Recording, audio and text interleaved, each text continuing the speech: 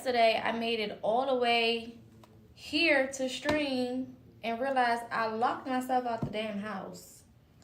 So I had to go back home because I'm like, I just don't feel comfortable streaming knowing that I'm locked the fuck out. Okay, hold on, y'all. Let me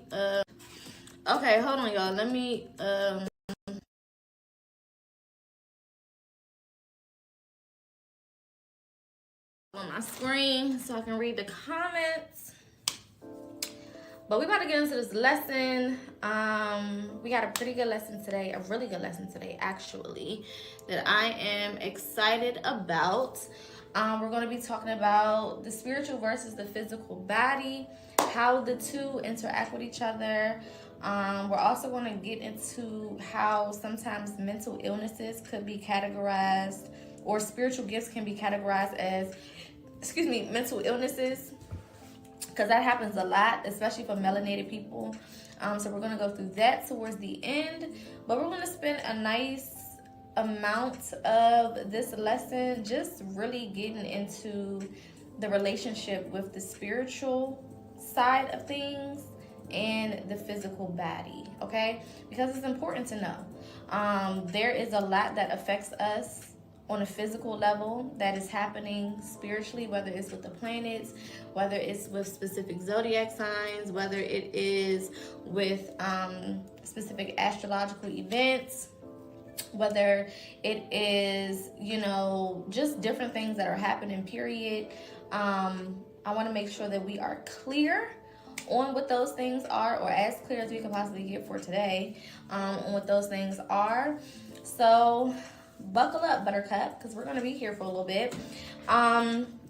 This will, of course, be posted on YouTube. So if you do have to step out, if you have to leave, or if anybody comes in late, let them know, hey, don't fret. You can go to YouTube and watch the rest. Okay? Period. So we're about to get into it. This is a gift appreciated space. There is a live goal here for TikTok. Big O, I don't have a live goal, but feel free to give as you see fit. Naja, if you could do me a favor and just keep everybody updated in the comments as far as what we're doing. Corey, if you could do the same thing for me for Big O, that would be greatly appreciated. We will do reviews after we finish the majority of the board. So if anybody comes in like, Poca, can you scoot the board over? Let them know, hey, we're going to do a review. Calm your tits, all right? Relax a little bit. We're going to do what we need to do, okay? I need a job one day too. What are you talking about? Lamont, what are you talking about? Okay, so let's get into it. The spiritual body versus the physical body, all right? Now, one main thing for you to understand is the physical body is nothing more than a vessel for the soul. That's it. That's all. It is not who you are. It is not your identity. It is not, you're not limited to that body, okay? It is nothing more than a vessel for the soul, all right? These are new markers, so period. Physical body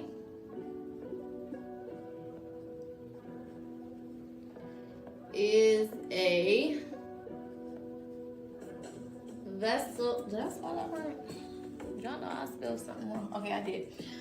For the soul. That's number one. You gotta understand that before we move on to anything else. If you can't understand this concept right here, then everything else is going to be like, what the fuck is going on, right? So the physical body houses the soul, right? It's almost like when you drive a car, you are not the car, right? You don't identify as the car.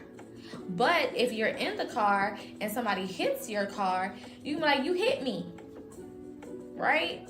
If the car needs work, you like, I can't go nowhere, you know what I'm saying? my car is broke down, or I need new tires, or I need an oil change, or I need this, or I need that, right? So you don't identify personally as that vehicle. However, you do understand your relationship with the vehicle. That's what we're getting into today. Okay? All right. Another thing to understand is the soul gives direction to the physical body, not the other way around. Okay? The soul gives direction to the physical body, not the other way around. So let's write that. Okay?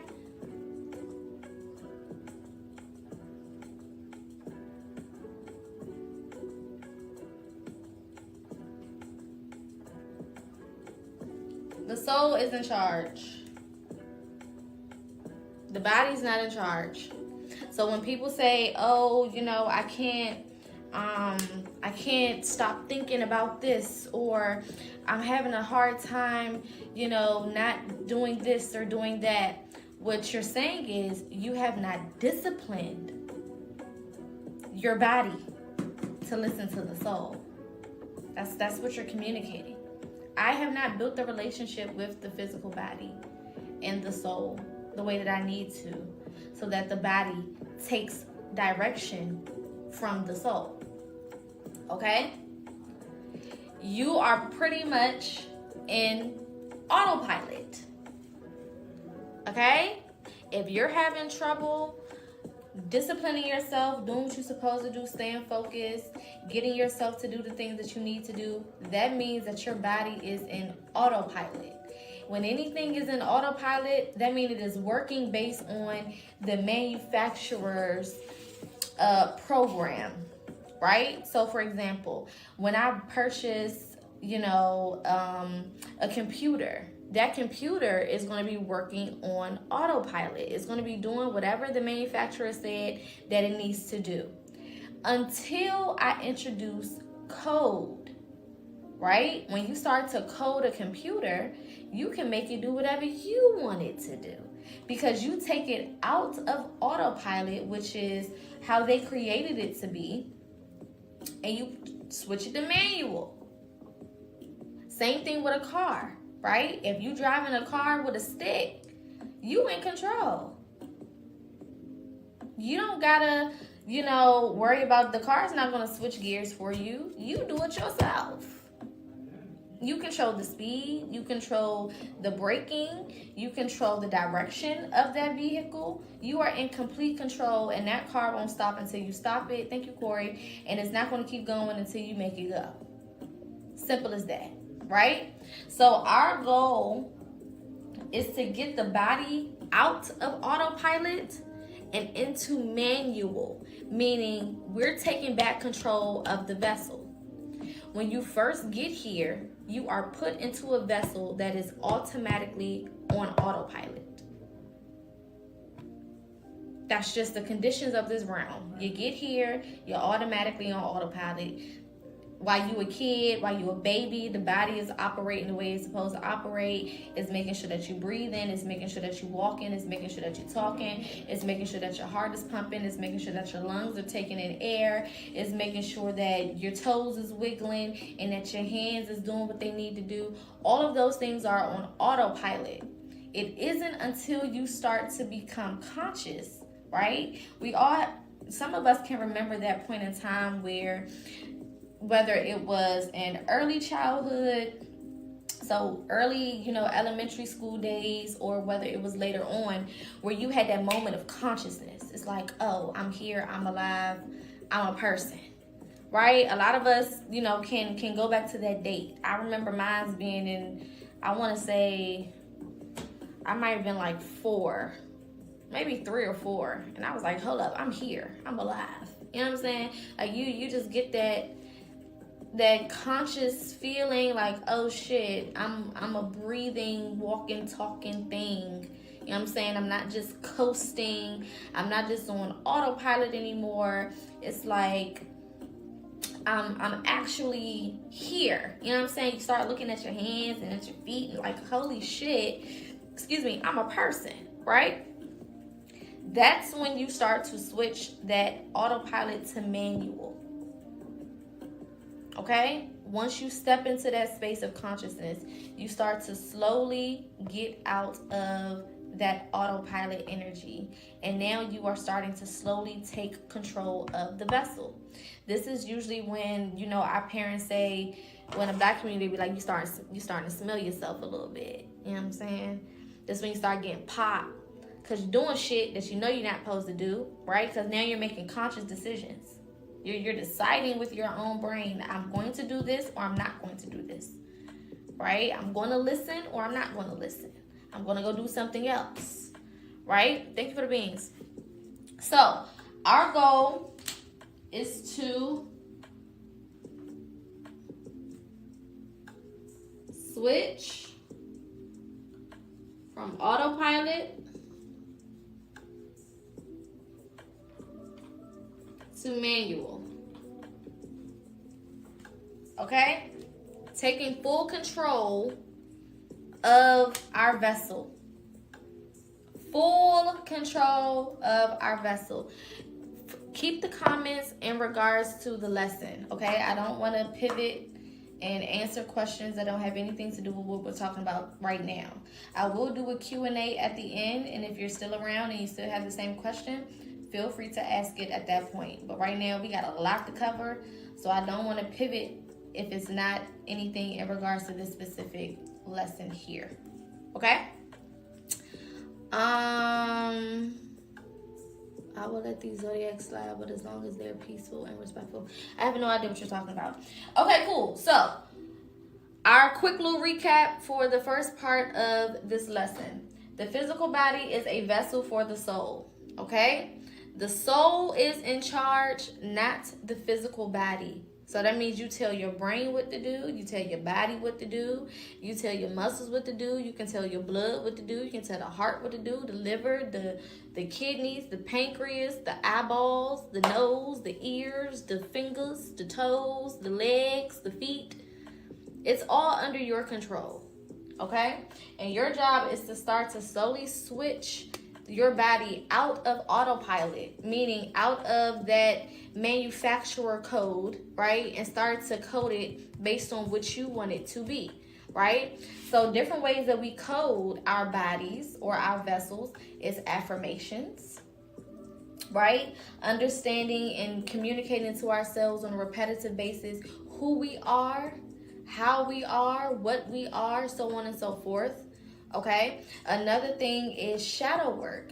Shadow work allows us to kind of go in and look at what these codes have been up until this point, right? How the body has been operating up until this point, how the mind has been operating up until this point, and go in and throw some shit out, keep certain things, alter certain things, whatever we need to do to make it make sense.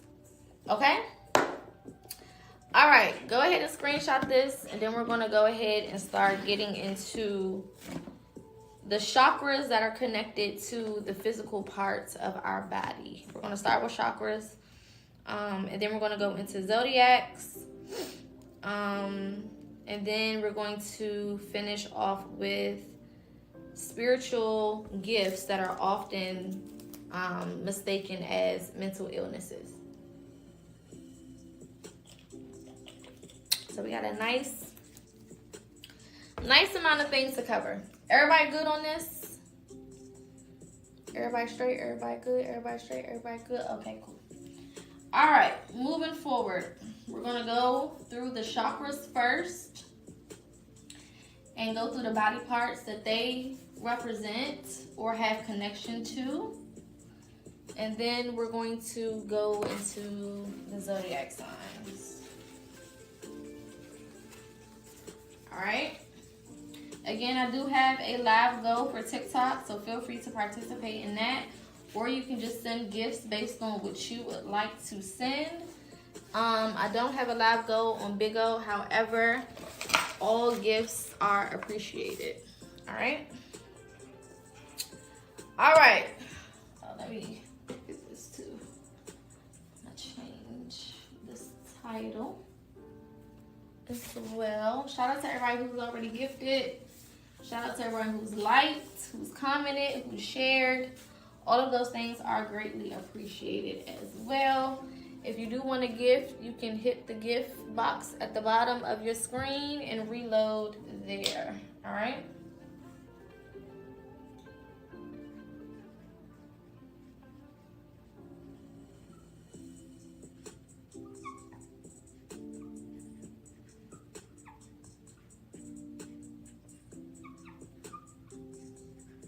All right, so we're going to start with chakras. Thank you so much. Thank you so much. We're going to start with chakras and the way that they present in the physical body, okay? So we're going to start with our root chakra, and then we're going to work our way up to the crown, all right? Now, because we're doing a lesson today, and it's Tuesday, y'all know we usually do lessons on Mondays and Wednesdays. But because we're doing our lesson today, then tomorrow we're going to do our reading, and then Thursday we'll do our other lesson. That way we still have 2 lessons in a week, and we'll still have 2 readings. So we'll do our general reading tomorrow and Friday, and then we'll do our lessons today and Thursday. All right? All right, so let's start with our root chakra. Well, I don't got a right chakra. Y'all know what it is. Okay, so we'll just put root. Starting with our roots. Now let's get some guess, because y'all know this is an interactive space. So what body parts do you think would be associated with the root? Think of what the root chakra brings to the table, what it represents. What would be some body parts that you would be like, I think the root chakra would have something to do with this particular body part. Okay, somebody said the pelvis, somebody said the womb, the stomach, the gut, the feet, okay?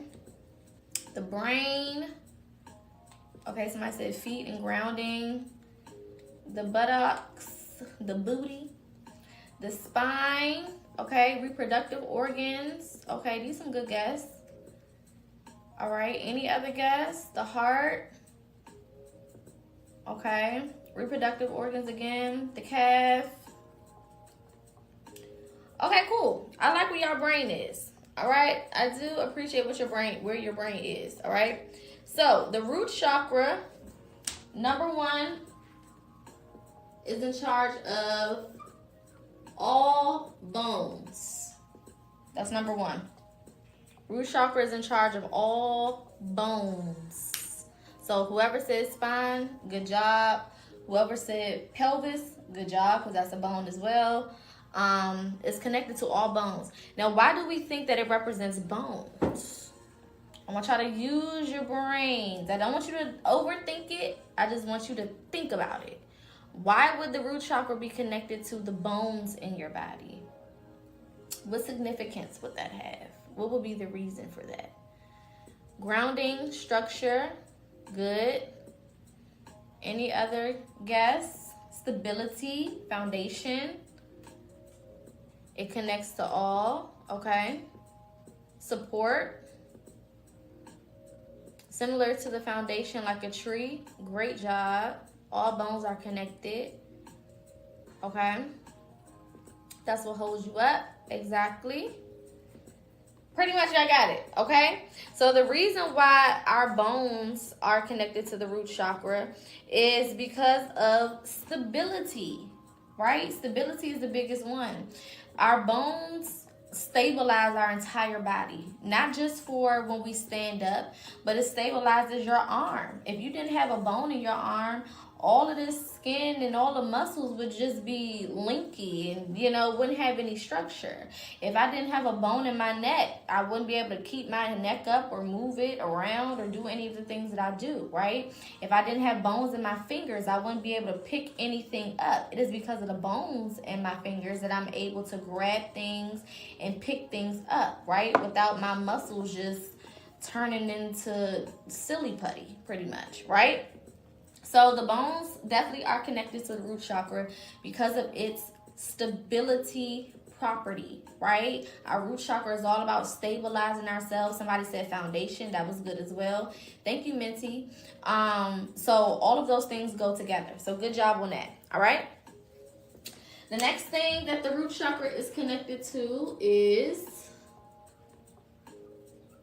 the legs, right? Which makes sense, obviously, because the legs support the entire body, right? The legs allow you to stand, they allow you to sit, they allow you to run, they allow you to jump, they allow you to crawl, all right? They allow you to scoot. You can even scoot across the ground on your butt without your legs. You need your legs to do so, okay?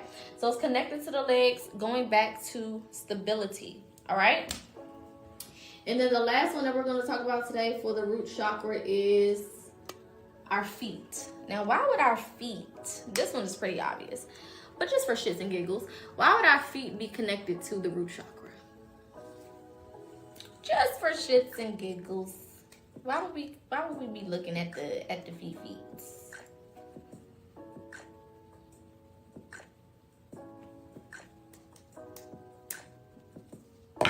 Any guess in the comments?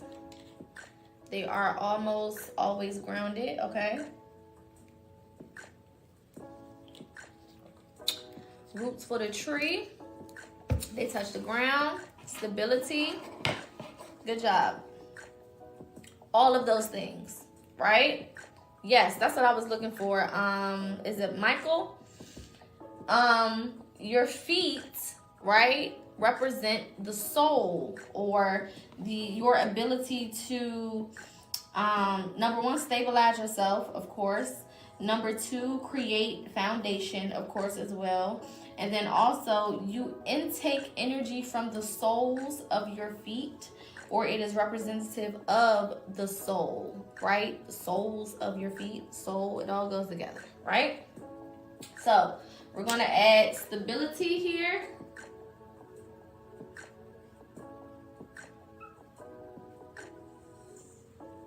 We're going to add structure.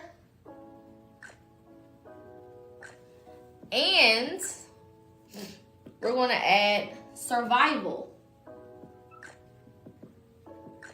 Now, why would I be adding survival when it comes to the root chakra? What does the root chakra and survival have in common? Why would I add that there?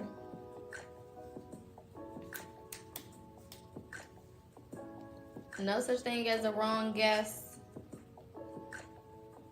What does survival have to do with the root chakra?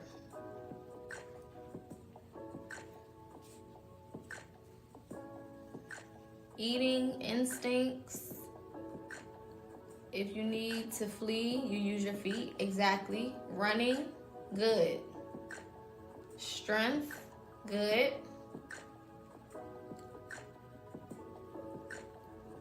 All good guess. So, yes, your bones, your legs, your feet all have something to do with survival. If I need to get up out of there, I need to get up out of there. Or even if I just need to move from one place to the other, I need my feet to do so. I need my legs to do so, right? Hey, babe, thank you for the gifts. If I don't have legs or feet, or even when we're dealing with the root chakra, right, talking about stability, right? Stability is also survival. Having some type of stability, having my finances, because your money is connected to your root chakra, right? Having a roof over my head, that's connected to my root chakra, right? Being able to go out and get the things that I need, food, work a job, whatever, that's all connected to the root chakra. So survival goes hand in hand with this specific chakra because of those things. Okay? Good job to everybody who participated in that. All right, next one. After the root is what? What's the next chakra after the root? Y'all know we interactive. I'm not gonna tell you everything. Gotta make sure that you know what you're talking about. What comes after the root? All right, now that's sacral. That sweet old sacral chakra. Okay? Now, Jeremiah, I don't want you answering a lot of questions because you are pretty knowledgeable on this specific thing. So you kind of save some of your shit for the end. Thank you, my love.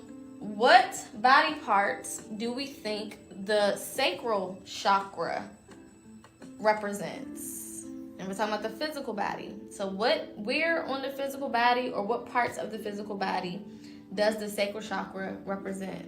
Thank you, Marva. I appreciate it. The stomach, reproductive organs, midsection muscles. Okay, these are good guesses. Anybody else want to take a stab at it? Hips. Okay, good. Cause you know too much about this. I don't need you in here giving all the damn answers. Thank you, Wave. That's a great explanation for it. Bladder. Okay. Pancreas, private areas. Okay. So, sacral is all about that reproductive system.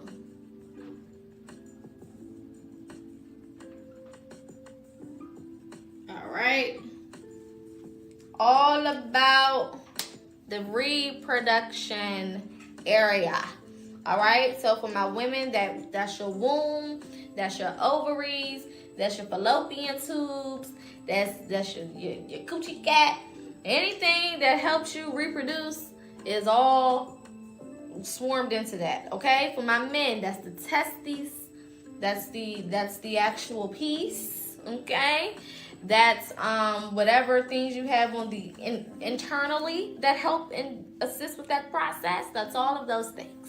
Okay, we don't have to get too graphic here. You understand? Okay.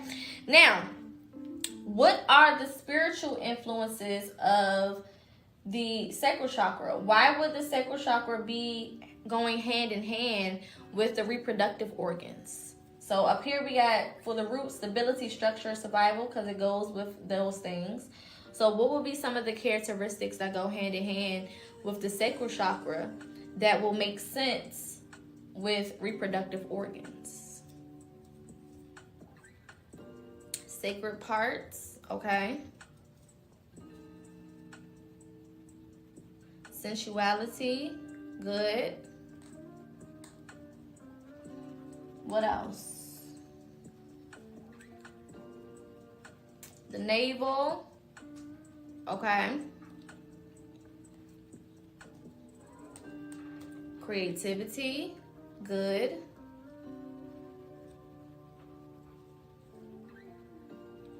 Anybody else?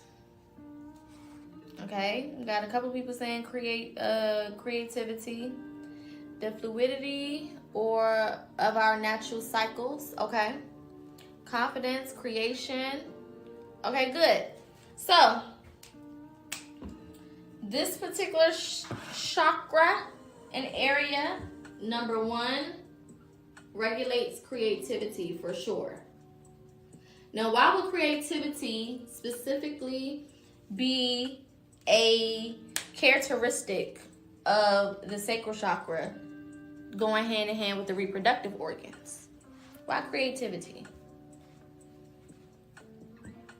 Why do we think? Reproduction, creating life. Good. Thank you for the beans, my love. Producing something, birth is creating. Gut feeling, gut instinct, good. Because those are the tools we use to create life. Exactly. Okay, y'all got it. So creativity goes hand in hand because the reproductive organs create, right? They reproduce. Thank you, Jeremiah. They reproduce, right? They create new things. Thank you, Corey. And without that part of us, we would be stagnant. We wouldn't be able to really get into new things. We wouldn't be able to birth new creation. Somebody said birth, and that was spot on, right? So those two things go hand in hand. This is the place or the area of our body where we are the most connected, I want to say, to our childlike self, right? Because in order to create, you have to really lose a part of your adult energy, right? Because when you're creating things from scratch, the adult part of you wants to make it make logical sense. But this chakra is not logical, right? This chakra is governed by emotions, right? This chakra is governed by emotions. It's not a logical place. So when you have a faulty creative system, when you're not able to create, when you're not able to, think outside of that logical space, then there could be some blockages in your sacral chakra that you need to work on, right? Also, if you have issues with reproducing, if you have issues with fertility, if you have issues with your menstrual, for my women, if you have issues with the health of your womb, or any of those reproductive things that you may have, erectile dysfunction, okay, these are real things that people go through. There could be blockages in the sacral chakra. So spirituality, and the whole reason we're going through this is because when things start to happen in the physical body, that means that they have been ignored long enough in the spiritual realm. All right? Remember, we are a soul before we are a person, a physical person. Thank you, Corey. We are a soul before we are a human. So if you ignore certain things in the spiritual realm long enough, it will start to take physical effect on the body. Okay? Going back to the root chakra, if you have bone issues, if you have feet issues, if you have leg issues, it's probably because there's something going on with the root chakra. Okay, so as we start to go through the rest of these, I want you guys to kind of think on some of the physical ailments that you may be dealing with, some of the physical things that you may experience, and kind of join that with that chakra and look at some of these characteristics and say, okay, am I struggling with some of these things or some of these areas? And if so, we did specifically for chakras, we did a chakra lesson that's already on YouTube. So you can go and watch that video and it'll tell you how to balance out those chakras. And of course, also be able to balance it out on a health level, okay? Because when you start to heal the spirit, the body follows. This is why when a lot of us first start tapping in more seriously with our spirituality and going through our ascension process, our diet changes, the body changes, you start to detox naturally, certain things you don't want anymore. All of those things start to kind of happen just as a byproduct of you fixing and cleaning up the soul, okay? All right, good job on that. Next is what chakra? What chakra comes after our sacral? We have our root, and we're working from the bottom up because chakras go from the bottom up. So we have our root, which is the base of the spine. We have our sacral chakra, which is underneath the belly button. What is after our sacral chakra? Good job. Y'all so smart. Solar plexus. Solar plexus.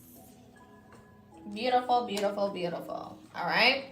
Now, what area of the body does the solar plexus govern?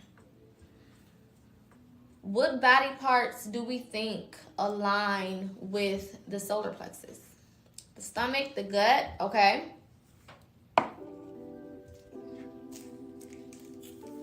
Anything else? Any other guess? The lungs?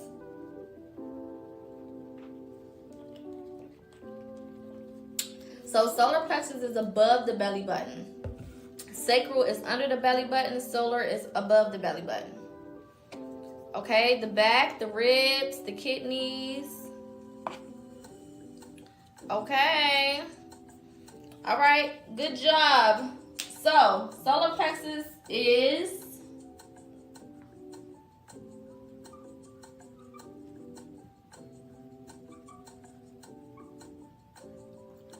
digestive system, as well as, I have to back this up a little bit. Got that glare on it. As well as the liver. All right. Now, why do we think our solar plexus has something to do with our digestive system or even the liver?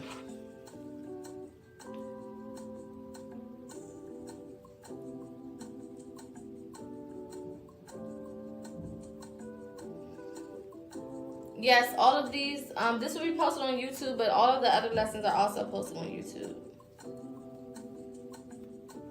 Life force, key functions of the body, okay?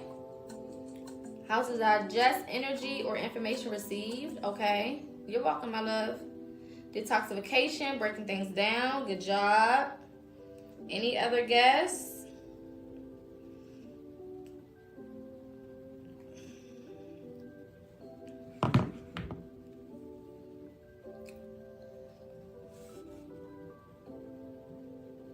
Filtering out negative energy, processes sunlight, aka food. Good. Good, y'all got it. Okay? So yes, solar plexus is connected with the digestive system because it helps you to eliminate waste. It helps you to break down things. It helps you to detoxify, right? It also is known as, the gut is known as the second what? The gut is known as the second what?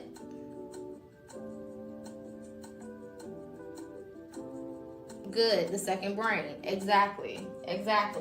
So, with our solar plexus being connected to the digestive system, we know that the digestive system allows us to break down food, break down waste. It helps us to metabolize. Well, between that and the liver, it helps us to metabolize.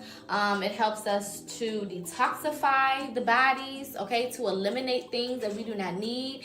Also to gather things that we do need, as in nutrients, as in energy, okay? Not only do we do this on a physical level, but when it comes to the solar plexus, on a spiritual level, thank you, Capri, we also are able to break down energy in this way as well. This is why when it comes to our gut, we have gut feelings when we walk into certain places, or when we deal with certain people, or when we have certain ideas, or if something is off, right? It also will help us detoxify our space. If there's somebody who shouldn't be in your life anymore, you feel it. You feel it in your gut. You're like, something is off with this person, or something is different, or something needs to change. Sometimes you may not know exactly what it is, but you still have that inner feeling, that inner knowing that something is off, okay? Or that you're on your way to figuring something out, okay? Now, what are some of our key words for the solar plexus? What does the solar plexus represent when we are thinking of key characteristics? Good. Willpower, intuition, ego, inner knowledge. Good. Any other suggestions? We're talking about the solar plexus chakra.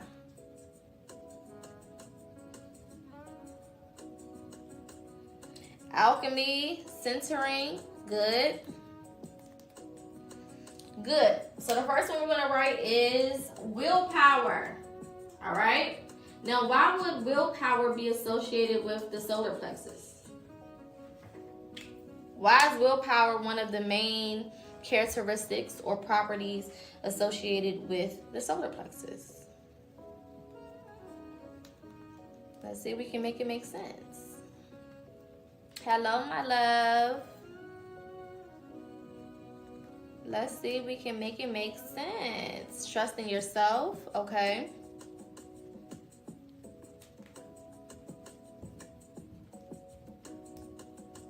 Hello. Shout out to everybody coming in.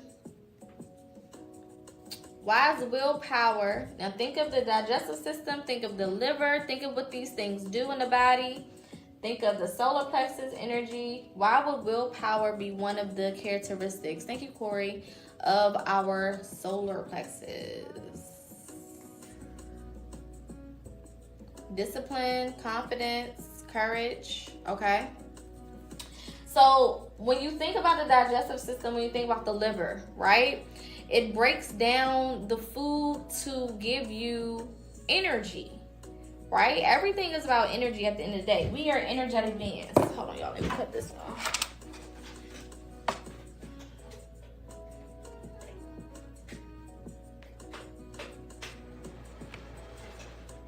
All right.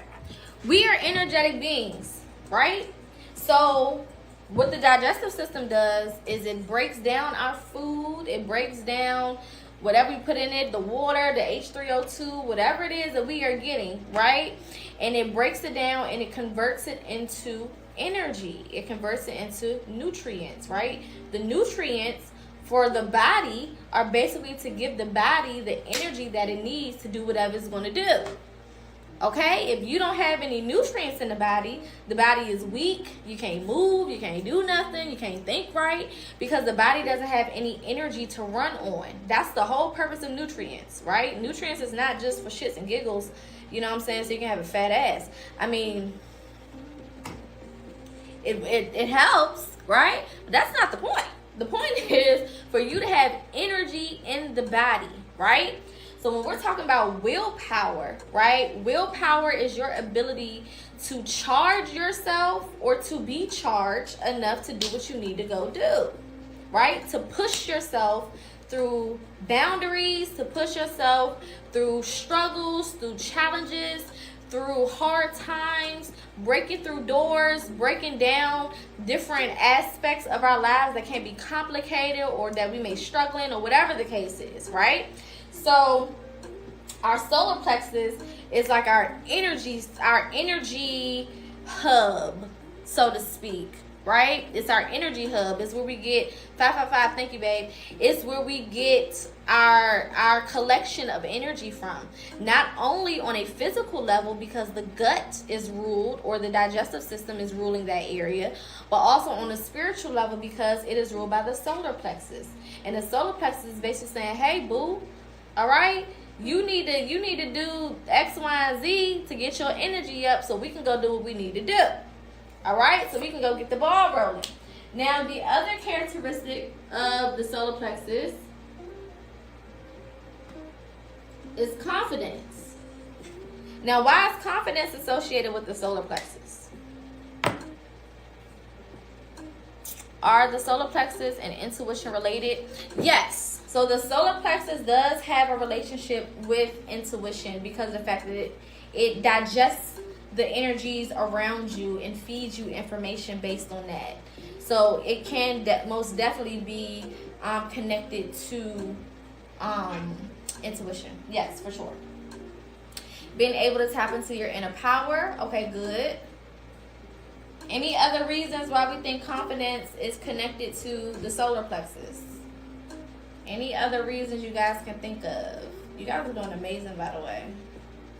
Don't doubt yourself with some of these answers, because I can tell some of y'all are timid with posting your answers because you think it's wrong, but you're actually thinking correctly, all right? Knowing thyself, projection, lack of confidence leads to digestive problems. It absolutely does. Core strength, okay? Absolutely. All of those things, right? So, when you are at your peak energy, right? When you are completely energized, right? You are confident. You are sure of yourself.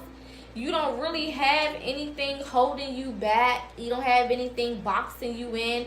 And even if you do have those things, you are confident enough to kick all that shit out your way and break it down to the place that you need to. Okay?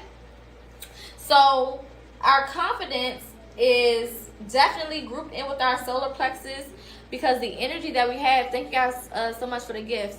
The energy that we have allows us to be bold.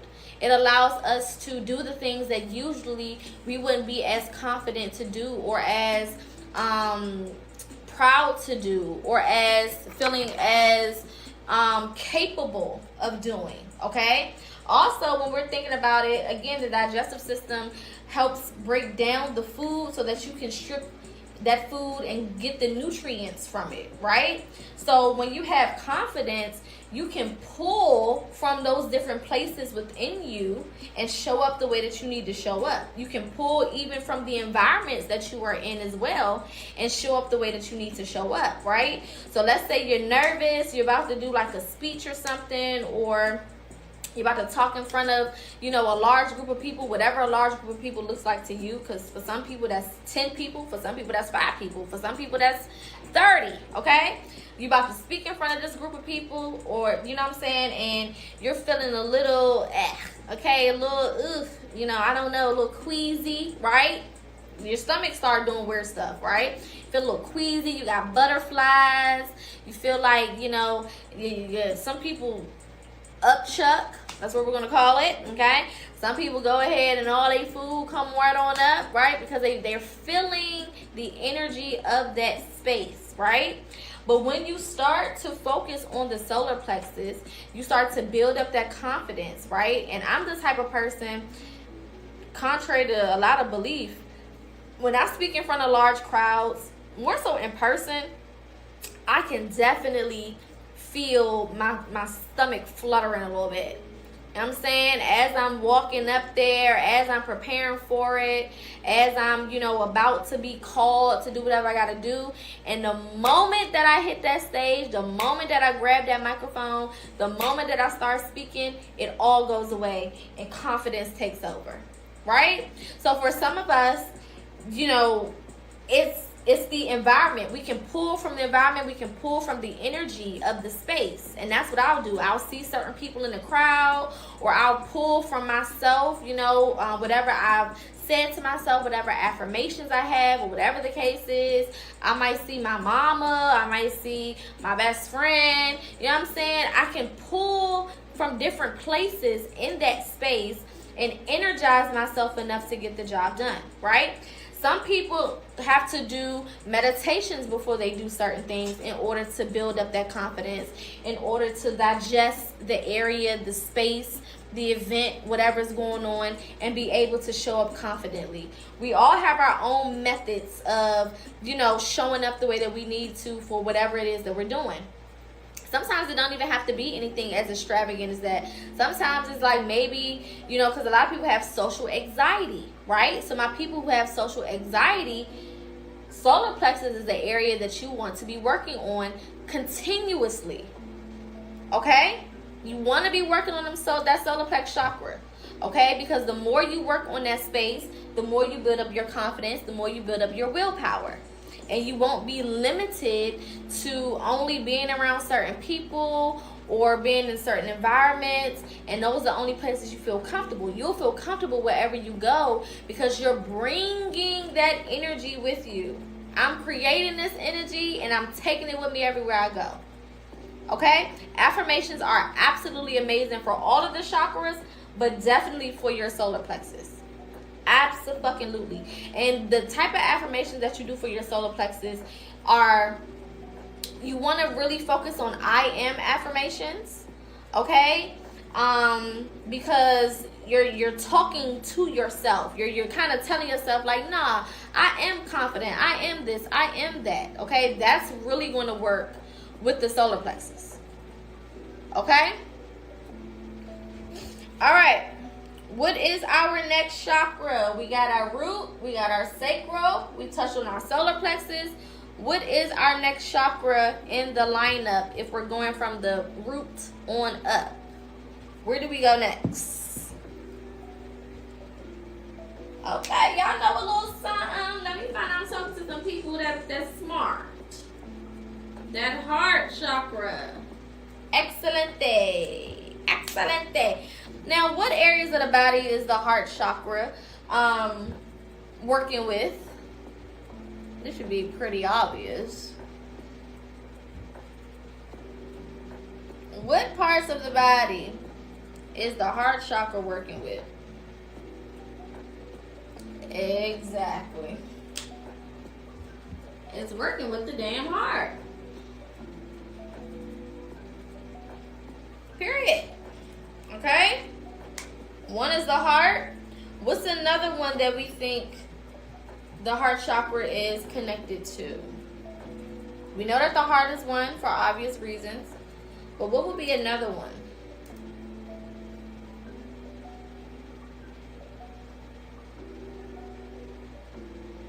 Okay.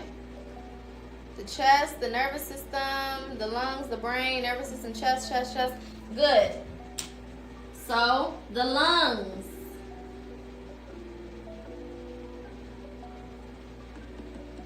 All right. Now, of course, I feel like it's obvious, but why is the heart chakra related to the heart? What do those two things have to do with each other? What does the heart have to do with anything?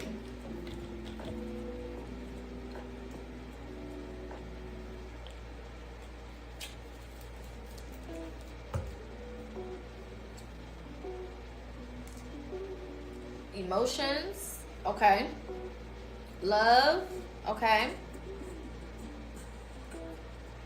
Your back, heart is earth, reconnecting with mother, okay. I like that.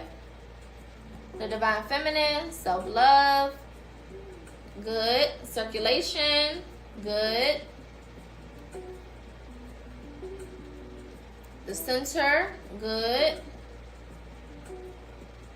Okay, so all of those are amazing answers. The heart is responsible for pumping blood throughout the entire body.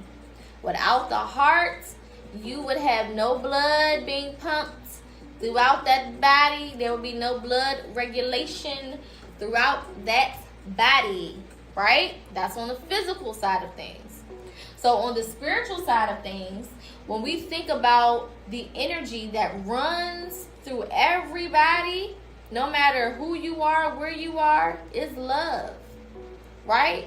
Love is the number one energy that we all at some point encounter. We all need it, right? You cannot live in this realm, or any realm for that matter, and not have love. Okay? That don't mean you gotta love everybody, because nobody loves everybody, right? But you do need love. You need to be giving love, and you need to be receiving love, right? Thank you for the gifts. Love is a universal thing. So when we think about the body is cut up into many different facets, right? The feet are doing something different. The hands are doing something different. The brain is doing something different. The lungs are doing something different. The stomach is doing something different. Everything has its own thing to do, its own job, its own duty. But the one thing all of those things have in common is the blood in the body. Without blood, none of those areas would operate, period. Okay? If blood gets cut off from your hand, you lose your hand. It don't matter if you got good bones. It don't matter if your muscles are good. It don't matter if your nerves are good. It don't fucking matter. If you ain't got no blood in your hand, that hand is gone. Okay? If you don't got no blood going to your feet or to your toes, we got to take that too. If you don't got no blood going to your brain, then you are what we call brain dead. Heart could be doing whatever it's doing, but if you ain't got no blood going up there, that brain don't even have nothing that it can do. Okay? Those two things cannot work without each other. The brain need the heart, and the heart need the brain. That's just how it works in the physical realm. Okay? So the heart is connected to the heart chakra because of the fact that it is a universal energy. It is one of the main energies that we all need to survive. Point blank, period. There's no way around it, right? This is also why when people lose their love, you can literally unalive from a heartbreak. So many people unalive, whether they do it to themselves or if it's just by nature, from a broken heart. So many people do. It's actually more common than we think, right? Because without that, a lot of people are missing what they need to continue to flourish, to continue to grow, to have something to fight for, to have something, you know, kind of pushing them or supporting them through this life, right? Now, why do we think that the heart is connected to the lungs? Why would the heart chakra be connected to the lungs? What do them two things got to do with each other?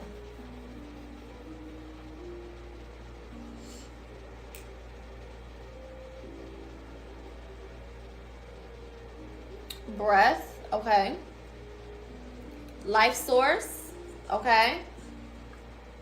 Circulation, okay. Breath, oxygen. They help each other with pumping blood. Air, good job. Good. So there is no blood without air or oxygen. The two cannot exist without each other. Blood has to have oxygen in order to do what it needs to do. There is no blood without oxygen, right? So these two things have to exist side by side. They have to exist with each other. All right.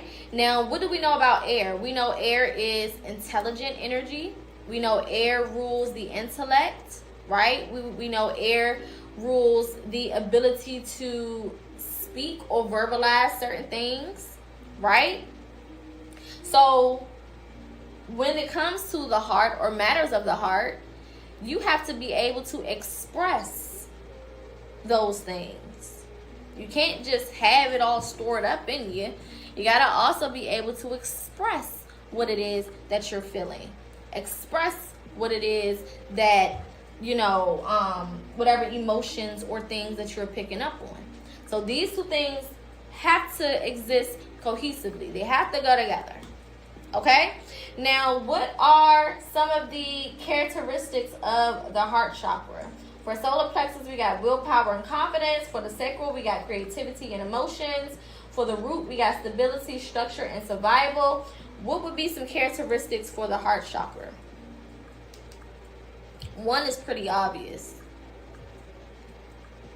Okay? Empathy, nurturing, good.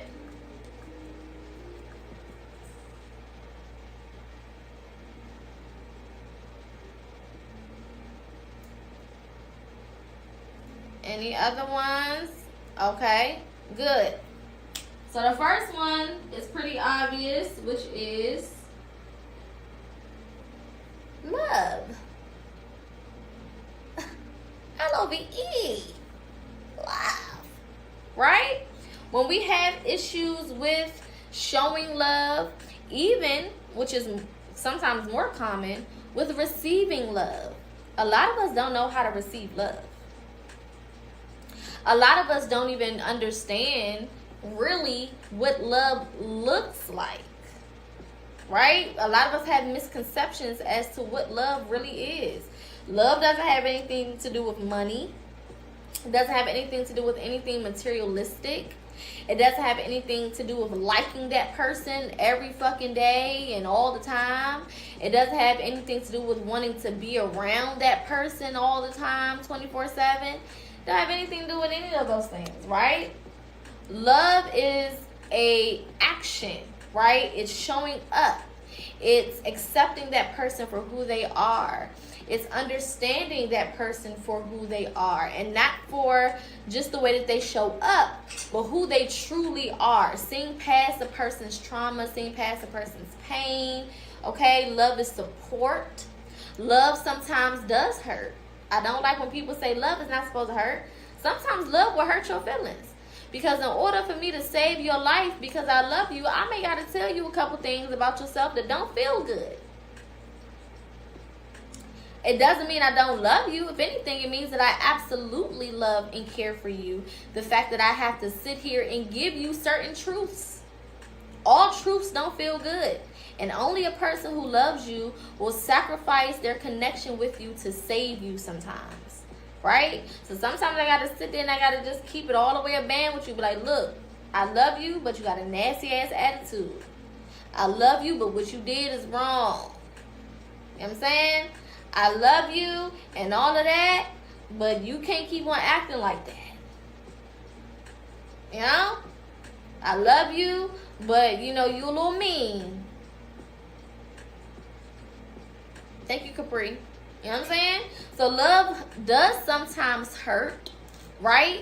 But when you truly love a person, you can tell where it's coming from, a place of love. You know what I'm saying? And of course, you gonna take it a certain type of way because your feelings gonna be hurt, your pride might be hurt, your ego might be hurt, whatever, right? You may take it a little type of way, but at the end of the day, you'll understand that, oh, this is because this person cares for me, right? You'll be able to see the love in that person holding you accountable or telling you certain things about yourself, right? The second one we're gonna write down,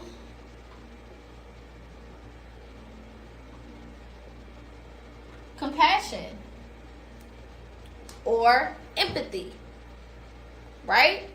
Compassion. Our heart chakra allows us to be empathetic. It allows us to be compassionate towards people, right? Not only is the gut a second brain, but people will also say, and I would agree, that the heart also can operate as a brain. The heart thinks. The heart most definitely thinks. It most definitely has thoughts. It most definitely has feelings. It most definitely intakes information and events and processes and, you know, kind of configures itself to figure certain things out or to come up with certain ideologies or certain perspectives, right? So the heart's ability, or the heart chakra's ability to digest what is around it, right? And be able to give compassion, right? Or even sometimes understanding is partnered up with compassion as well, right? Me giving you compassion doesn't mean that I excuse you of your responsibility. Okay? Me giving you compassion doesn't mean that I'm saying, hey, it's okay that you did whatever you did. It just means I can understand why you did it. I can understand why you got to that thing. I can understand how you arrived at that decision. Thank you, Corey. You know what I'm saying? It allowed me to kind of break down and see you for who you are in your purest form. And that goes hand in hand with love. Love allows you to see a person in their purest form, right? Because even for me, for a long time, I would put my little guard up and I would be mean and have a little attitude. And sometimes I'm still guarded. You know what I'm saying? I'm not necessarily mean anymore, but I'll be guarded and have my little brick wall up. You know what I'm saying? Can't nothing penetrate this wall, you know? I don't cry. I don't got no feelings. I'm a gangster. You know what I'm saying? That used to be me 24/7. But there were certain people who could see through that because of the love and the compassion that they had for me. They were able to be like, girl, you just hurt. You know what I'm saying? You just hurt. You know what I'm saying? You just got some things that you need to work through. You just struggling with a couple of things. That's it. You know what I'm saying? You're not a bad person. You're not who you trying to convince everybody that you are. You know what I'm saying? So those two things together will allow you to see a person in their purest form, in their most organic form, okay? You said love is blind, it'll take over your mind. I don't think love is blind at all when you understand what love truly is. Anything can blind you when you don't have a right understanding of what it is and how it works. So I wouldn't say that love is blind. I think if anything, love got 20/20. Love has very clear vision when you understand exactly what it is and you know how to navigate it, because it's a very heavy energy, right? Love is a very heavy energy. Okay. All right, so we got through our root, we got through our sacral, we got through our solar plexus, we got through our heart. What is our next chakra? And we'll do a review of the whole board when we get finished.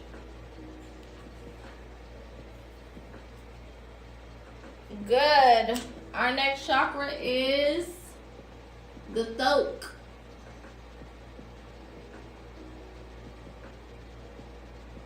Throat chakra. Amazing, amazing, amazing, amazing. Thank you, Starseed. All right. Now, what part of the body is our throat chakra associated with?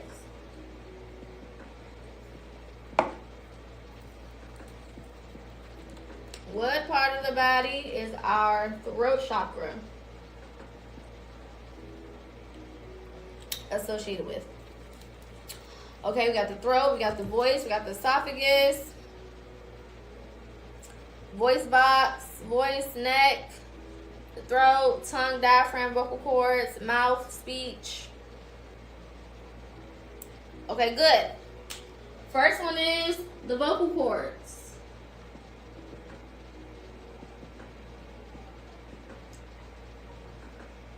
I did not spell that right.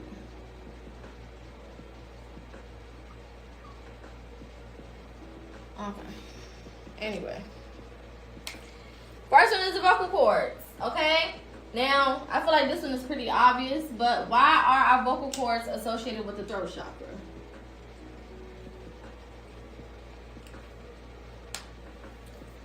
Why are our vocal cords associated with that throat chakra? What is the significance? What is the relationship? What is the correlation?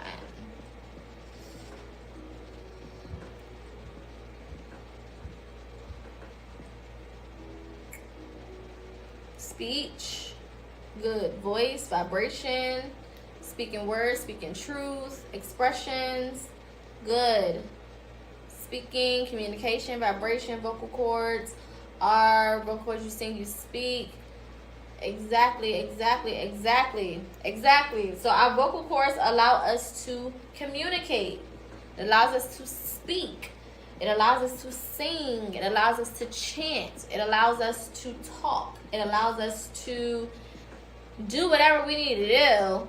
All right? Someone said vibration. Vibration is a great word to associate with that, because sound is basically what it is. It's sound. It's frequency. It's vibration. Right? Your words are nothing more than frequency. It's nothing more than sound. Right? The way that your vocal cords, if you've ever seen a vocal cord, right, it basically has an opening at the top, and it literally does that. It opens and closes. It vibrates off of each other, okay, and that produces the sound that comes from our throat chakra. All right, literally vibrating. Yes, literally. When you sing, it does it quicker, depending on what notes you do. Some people can make it open in different places, but it literally is like a little cord with an opening at the top, and it opens and it emits vibrations that are then transcribed to sound in our ears, or frequency. And based on that specific frequency, we can read it or determine what that frequency is saying. Words are nothing more than frequency, right? Songs are nothing more than frequency, okay? And all we do is decipher those frequencies through our ears, and transcribe it into words, transcribe it into sounds, transcribe it into keys, to notes, whatever it may be, okay? Now, the other thing associated with our our throat chakra is our thyroid glands. Okay? Now, why do we think that the thyroid is associated with our throat chakra?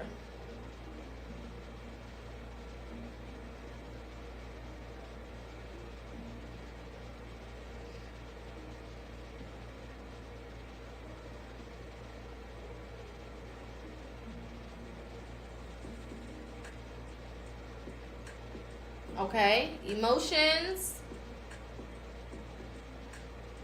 Okay.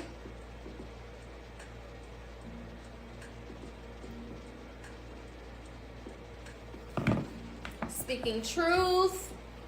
It's in the throat. Yeah. Voice holds a lot of power. Hormones, feelings. Good. So your thyroid basically governs a couple of different things in the body. It governs your hormones. It governs your body temperature. It also can govern metabolism. A lot of other things, right? So in regards to the throat chakra, specifically, your thyroid controls your emotions. When you are speaking, right, people can't digest what you're saying if it's not being said with the right energy or the right emotion, right? If I'm saying something that may not be the easy to digest, right?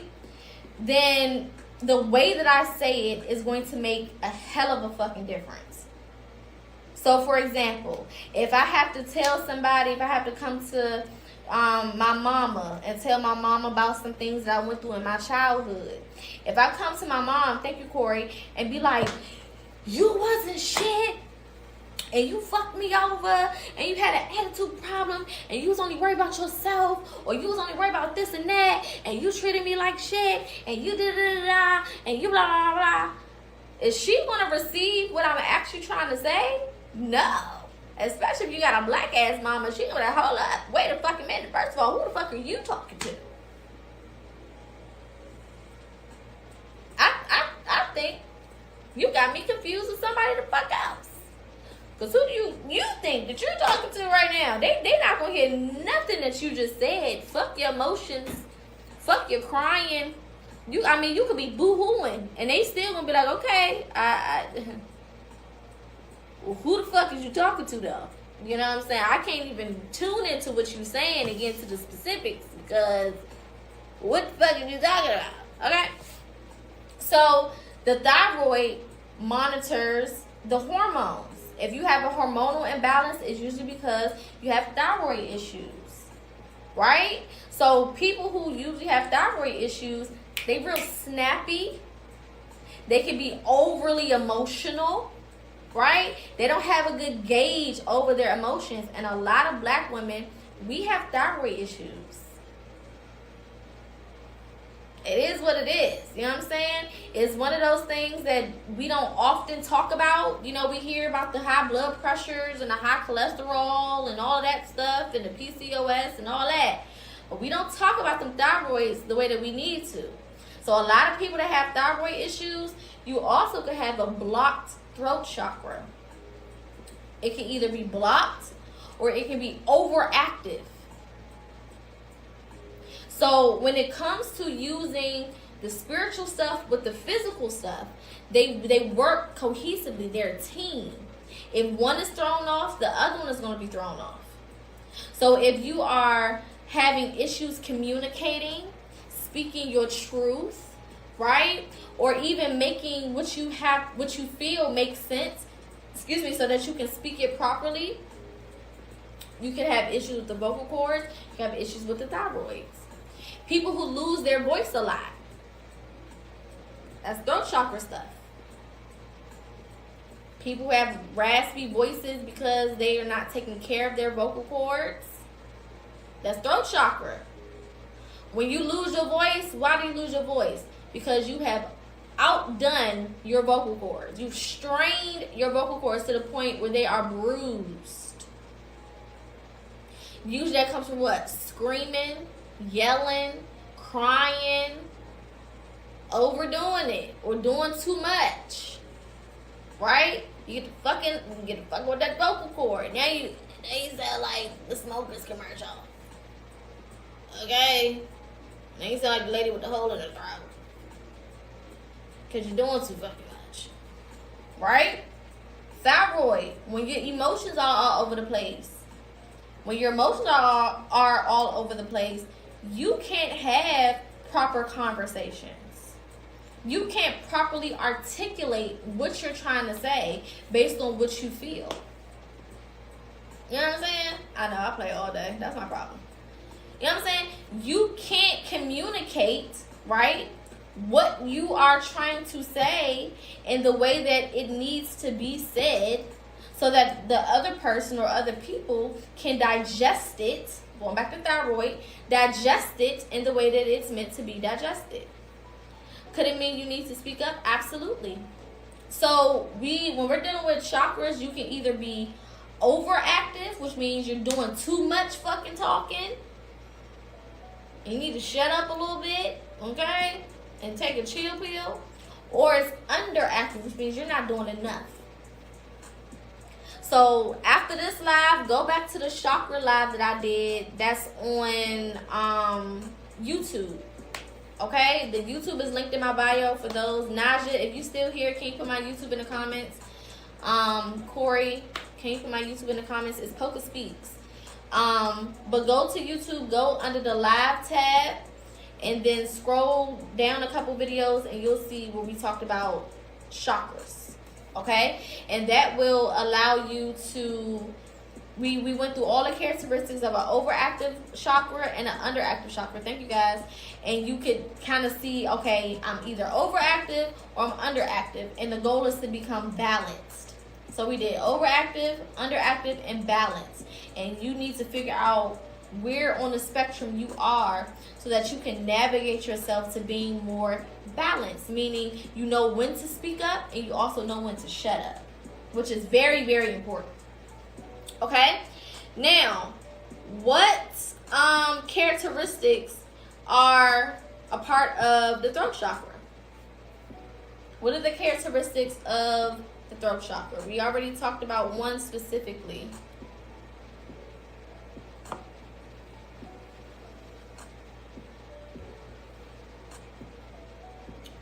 What are the characteristics of the throat chakra?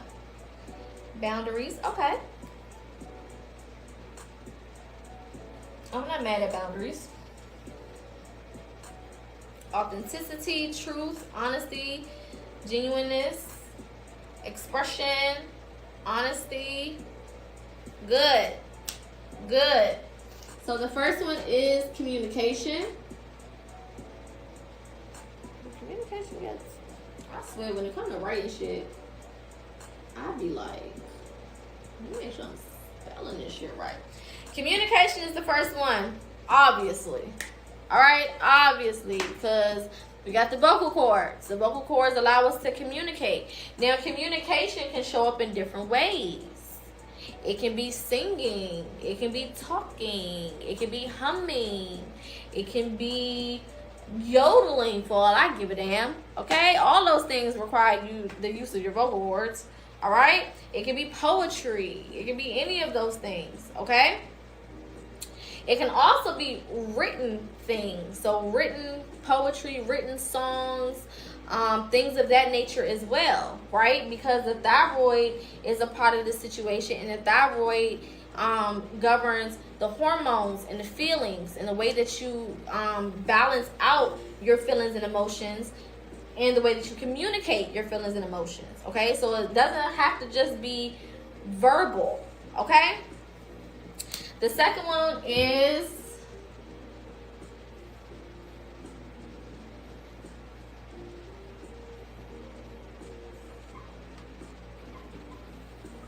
expression. The way that we express ourselves, okay? That goes with articulation, good. But expression, okay? Being able to communicate what it is that we feel. Being able to communicate what it is that we're thinking, any ideas that we have, right? Any things that may be difficult to say, any things that are not too pleasing to communicate sometimes, right? Knowing how to express those things in a manner where it can be received by whoever you're trying to get to receive it, okay? All of those things are important. All right, good job. Moving on to our next one. We got root, we got sacral, we got solar plexus, we got the heart chakra, we got the throat. What is our next chakra?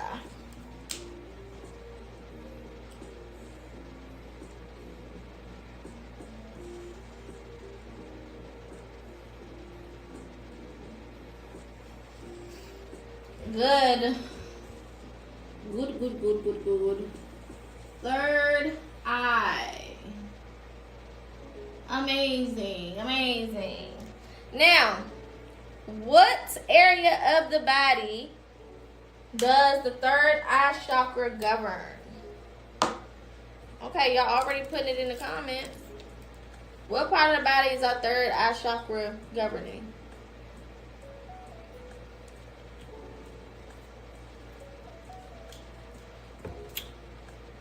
Pineal gland, imagination.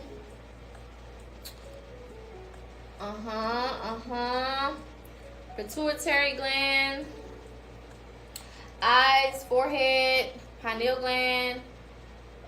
Good. All right. So the first one, of course, is our pineal gland.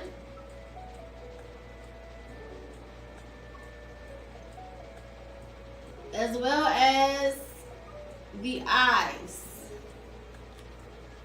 All right. Our pineal gland as well as the eyes. Now, what significance or what connection or relationship does the third eye have with the pineal gland? What the heck is the reason for that? What's the point in that? People scratching this down part of the board.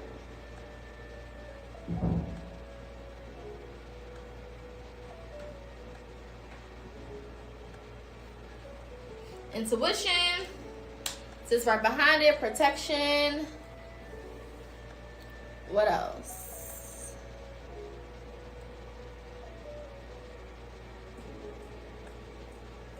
Seeing your dreams. Discernment. Okay. Good. So our pineal gland is our spiritual eye. That is literally what it is. That is literally what it does. It is our spiritual eye. Right? So I always tell you guys, it's not enough to look at things with your physical eyes, even though the third eye is also connected to the physical eyes, right? The pineal gland is your spiritual eye. It is directly connected to the spiritual realm. So the pineal gland can see things, show you things, give you insight to things that may not physically be there.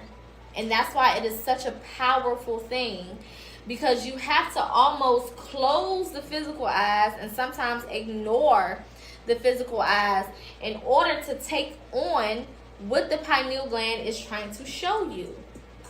Okay? Thank you, Corey. If you have this eye closed,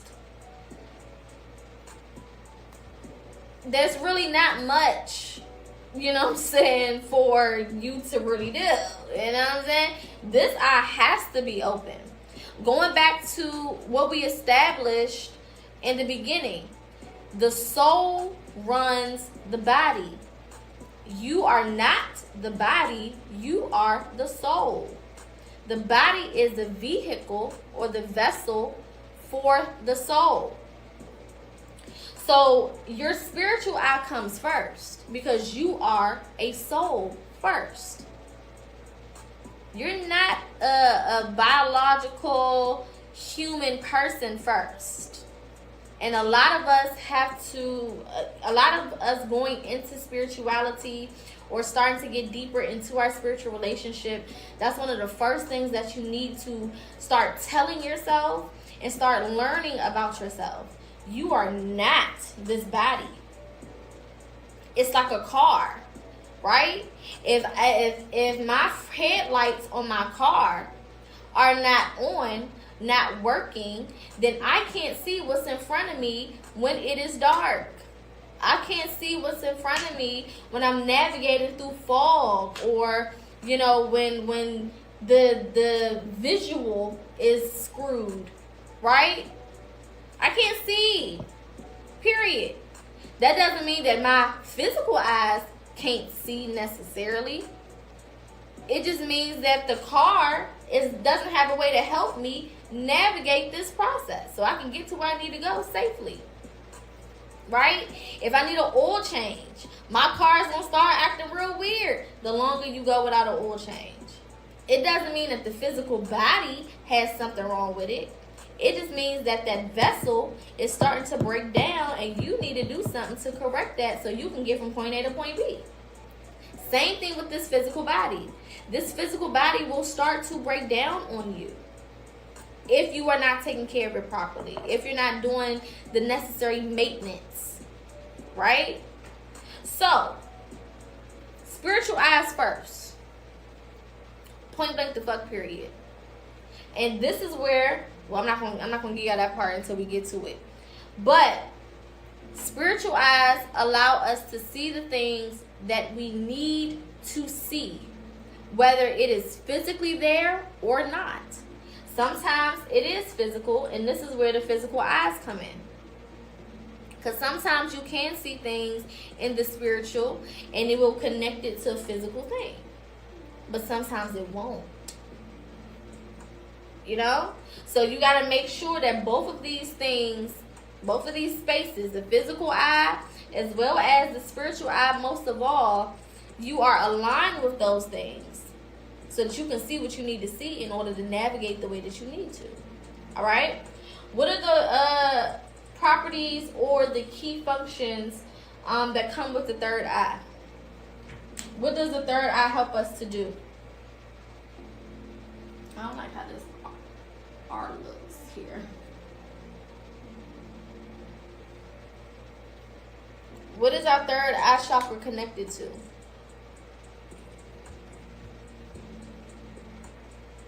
Good. Good. So the first one that we all should know is intuition. Intuition is the first one.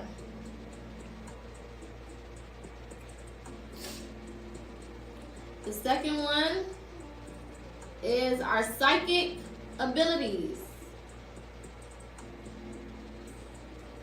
Okay? So, intuition, number one, and then psychic abilities. We say psychic abilities because that can be anything for anybody, right? We don't all have the same spiritual gifts. We don't all have the same types of psychic abilities or things that we are able to do or see or pick up on in the spiritual realm, right? So our pineal gland is directly connected to our intuition and our psychic abilities to see what we need to see, to structure whatever we need to structure, to make things make sense, to get direction for our next steps, okay? To know who is or who isn't for us based on the actions of that person, whether they're physical actions, right, with the physical eyes, or whether it's spiritual things and we're using our pineal gland or our spiritual eyes, okay? Intuition works with all of the other chakras. It works with all of the other chakras. So your third eye is just like your eyes, right? If I'm walking, right, going back to legs with the root chakra, right? If I'm walking and I'm using my legs to walk and I see a puddle in front of me, in order for me to avoid that puddle, I have to see the puddle, and then I have to assess the area to figure out a way for me to go around it or to go over it, right? If I'm dealing with my sacral chakra, with my creativity, my intuition or my pineal gland or my third eye chakra is going to allow me to see the different things that I can do creatively. I'll even get intuitive downloads on certain ideas that I should spearhead or that I should push to the next level, right? If I'm using my solar plexus, in order for me to be confident sometimes, right, I got to be able to see myself in a specific light. Maybe I do my hair, maybe I get dressed up, maybe I put that shit on, you know what I'm saying? And then I'm feeling more confident, I'm feeling more good, you know what I'm saying? I'm feeling more charged and more energetic and ready to go, okay? Or maybe my intuition is sending me some messages like, girl, you got this. It's going to work out real good for you. These people going to support you, or this opportunity is going to find you, or whatever. And that's going to boost my confidence, right? Dealing with the heart chakra, and it's looking a little messy over here because my jacket been scraping this. But dealing with the heart chakra, right? Your intuition is going to help you see ways to be compassionate with people. Your intuition will also help guide you to the people who deserve your love, because everybody don't deserve your damn love.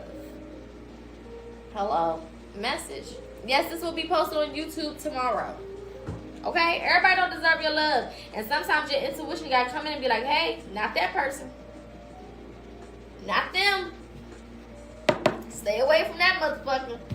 They just here to use you. They just here to play in your face. They just here to manipulate you. Hello? Okay. With that throat chakra, right? Your intuition is definitely going to help you with communication and expression. Because your intuition be like, don't say it like that. Or you ever been in the midst of cussing somebody the fuck out? I mean, giving them the best that you got, baby. No Anita Baker. Okay, I mean, thank you for the memes. I mean, ripping them a new from the rooter to the tutor. And all of a sudden, when you get ready to send a message or you get ready to post it, your intuition be like, don't do that. Don't say that. Leave that alone. Let it go.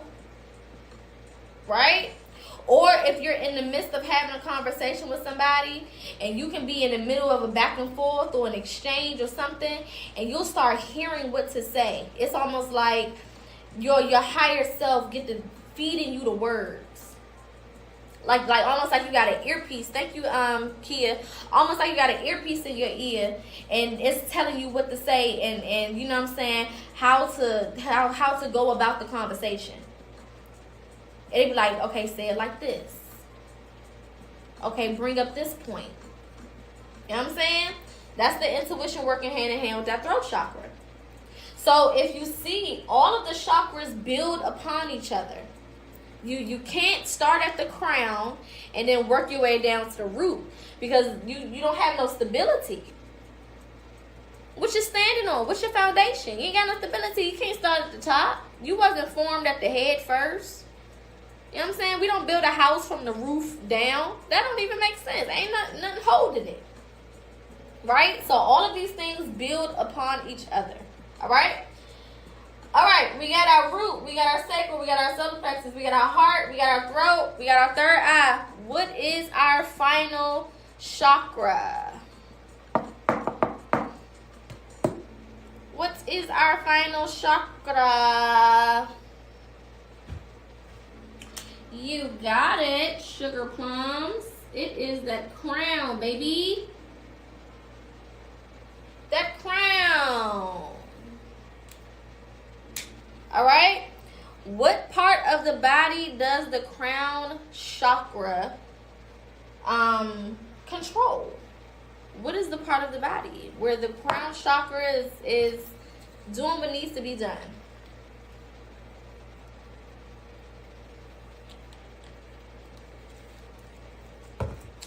Thank you, Frank.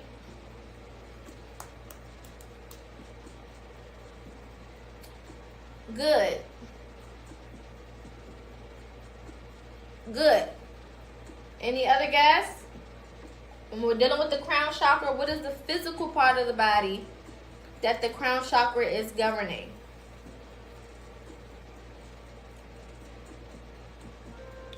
All right, y'all on Big O. I'm trying to tell y'all, my people will kick you up out of this live. So come correct. All right? And on TikTok. I got some good moderators. Don't come in here playing and shit now. Good. So we have the brain is the most common one that we're familiar with. But there's another one. There's another one, and I kind of want y'all to kind of think. I want you to put on your thinking caps, literally and metaphorically. What else would the crown be associated with when it comes to the body? The ears, the consciousness, okay? The hair, awareness. Think about physical body parts. We're going to get into the descriptive words. But physical body parts. the heart, the vertebrae, the head. Okay. The spine, the nose, the ears, the neck, the heart, the neck. All right, let's see.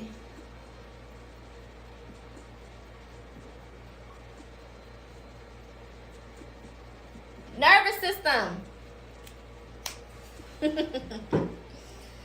The nervous system. Okay? So let's break it down. Now let's start with the brain. Why do we think that the crown chakra is associated with the brain? What do those two things have in common? Thank you, Lily. I appreciate it. What do those two things have in common? The crown and the brain. Why would they be connected? Other than location. The nerves are connected to the brain. Good. They talk to your body. Neurology, nervous system, placenta, tree of life, conscious mind, governing the body. Okay. Brain stems, nerves. Good. Thank you. Movement, signal in the body. Brain controls the body. Thank you, Jay. Okay. Kundalini. Okay. Good. So the crown and the brain is in connection for understanding. Understanding. You can't understand nothing without the brain. Right? If the brain don't get it, you don't got it. Right? The brain controls our logical side. It allows us to be logical while also allowing us to understand things from a higher perspective. So it governs our relationship with physical understanding as well as spiritual understanding. Make sense? So those two things work hand in hand with each other. All right? Bless me. Now, nervous system. Okay, thank you. All right, nervous system. Why is our nervous system connected to our crown chakra? What do those two things have to do with each other? If you know anything about the nervous system and what the nervous system does, both spiritually, thank you, my love, both spiritually and physically, why would the crown chakra be associated with the damn nervous system? Right brain hemisphere is creativity. Left brain hemisphere is logic and reason. Exactly. The hair is an extension of the nervous system. It absolutely is. Why is the nervous system associated with the crown chakra?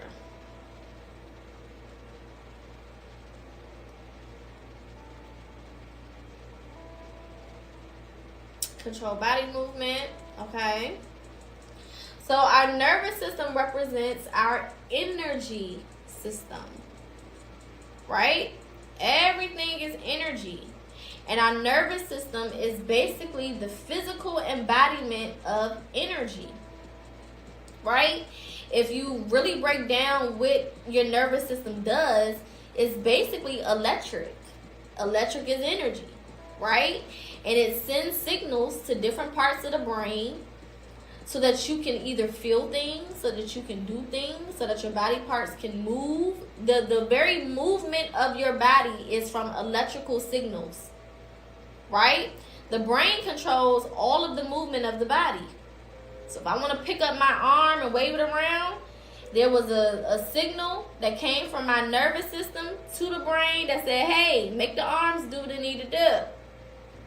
If I want to get up and start walking, there's a signal that goes from my nervous system to the brain, back to the nerves, and it's going to make me, I'm going to walk.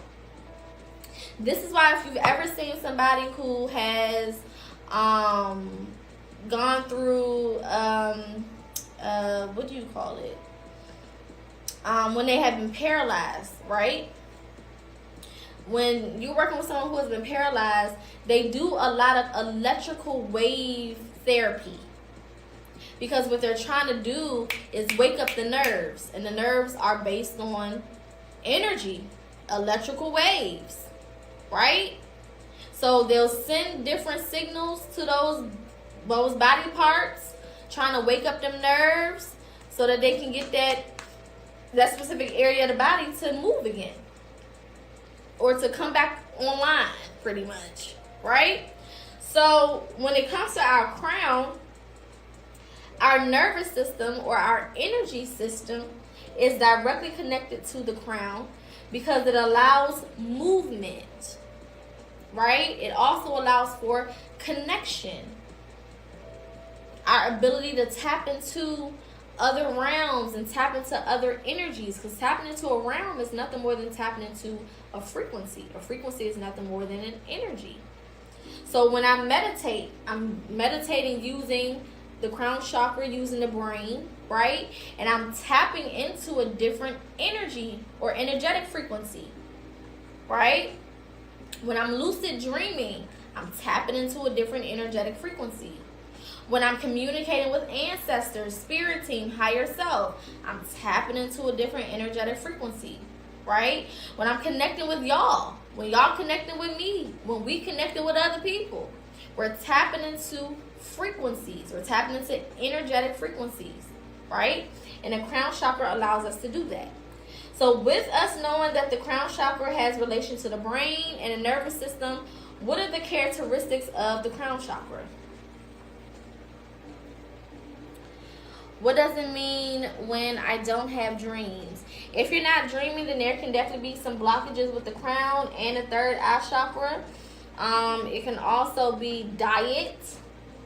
Diet could be play a role in that. Also vices, drinking, smoking, things of that nature. Not getting enough rest. Those things can also affect your ability to dream. Okay?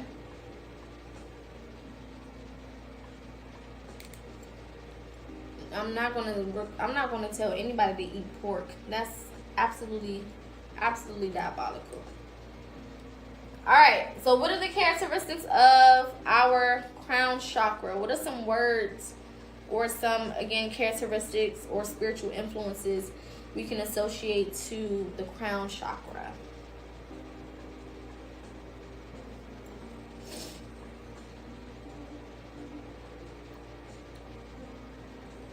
Okay, wisdom, consciousness, dreaming, thoughts, visualizations. Okay, so visualizations would go more with third eye chakra. Dreaming would also go more with third eye chakra. Okay? So we have divine connection is one. Your connection with the divine.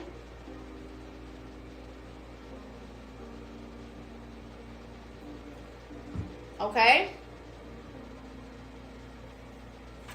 The second one is higher consciousness. And I always fuck this word up. C-O-N-S-C-I.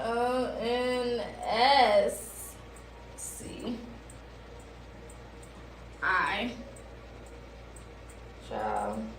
O-U. Consciousness be fucking me up, baby. If they put a gun to my head and say, spell consciousness, put me on a t-shirt. You know what I'm saying? Just go ahead and put me on a t-shirt. I'm not going to get it. I'm not going to make it. It's not going to... I mean, if you want to bet against me for anything and I'm guaranteed to lose, tell me to spell that goddamn word off the top of my dome. I mean, I give up. Just take my money, all right? Because fuck it. It's not going to work. I'm not going to get it. I've accepted defeat when it comes to that word. You know what I'm saying? Shit, I be having to hold the little voice button on the iPhone, be like, consciousness. Because even when I try to type it, I be getting it so wrong, they don't even know what the fuck I'm saying. They like, girl, what? Siri's like, bitch, what is you trying to type? What are you trying to say, girl? I'm like, you know what? Just listen to me. Hear me what I say. Consciousness. Shit. I mean, just fucking me up. Baby, listen. Okay, anywho. That word be Mika, like, damn. Okay. Divine connection. Okay, thank you, Corey. Our ability to connect with the divine, and we connect to the divine with energy. We are energy. Everything is energy. So if you want to connect with energy, you gotta become with some energy. You know what I'm saying? You just gotta bring the energy. The energy gotta match the energy, and then the energy gonna be energy in, and then it's just gonna be a whole lot of energy, and then y'all gonna communicate. Straight like that. Alright? And then we got higher consciousness. So your ability to reach multiple realms. Okay? Your ability to exceed the current state that you're in, whether that is a mental state, whether that's an energetic state, right? You tap into that crown chakra, you good to go. Now, when people go through spiritual psychosis, the brain, they're not intaking the information properly, right? When people have migraines, headaches, tension headaches, there's something going on with that crown chakra. Okay? Something going on with that crown. If you're somebody who have a lot of headaches, you need to figure out what's going on with your crown chakra. Am I unaligned? Am I underactive? Am I overactive? And what ways do I need to balance out this chakra? Sometimes it can even happen if you realize, even when you're going sometimes through a spiritual awakening, because we did a live on spiritual awakenings and we go through multiple, right? But when you start going through different spiritual awakenings, or you start to tap into higher consciousness, what happens? Your head get to hurting, you having migraines and headaches, okay? You just like, ugh, it's just... Okay, you can't think about too much at one time. You gotta give yourself a mental break. Like, this is just too much. There be a lot going on. You be stressed out. You don't want to think at all. It's like, I just want to put my brain on the dresser. Just put my brain on the dresser. I mean, if I could just cut this thing open and pop that little piece of brain out and just sit it the fuck over there for a minute.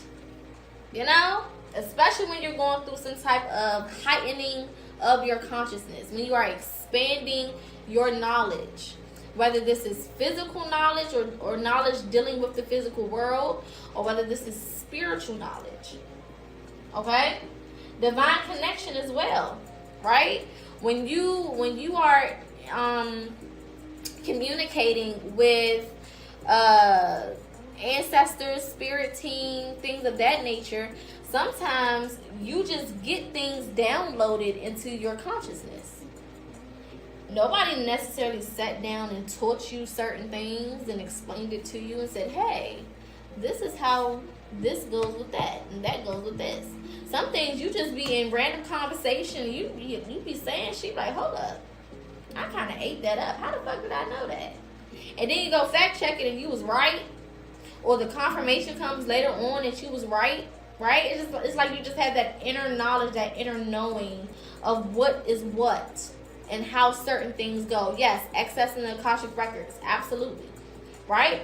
That's dealing with that crown chakra. That divine connection. Your connection to the spiritual realm. Your connection to your spirit team. Your ancestors. Your guides. Whoever and whatever. Alright?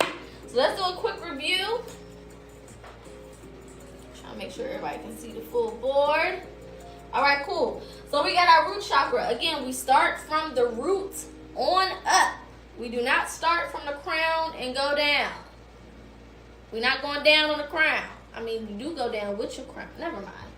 All right, root is connected to the bones, the legs, and the feet. All right? It is helping you with stability, structure, and survival.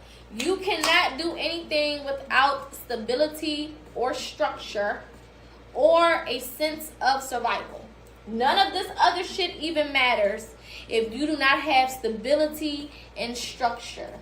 This is why no matter how many ideas you have when it comes to creativity, no matter how many dreams and visualizations you have when it comes to your third eye chakra and all of that, If you don't got your stability going on, if you don't got no structure, don't none of that shit matter. You can have all the ideas in the fucking world. You can have $1 million ideas, babe. But if you don't got no structure, and if you are not stable, it don't fucking matter. Okay? That's why we have to start with the root. Because the root sets the tone. The root also includes your money. So if that money is funny, what you think you gonna do, honey? Nothing. You're not doing shit.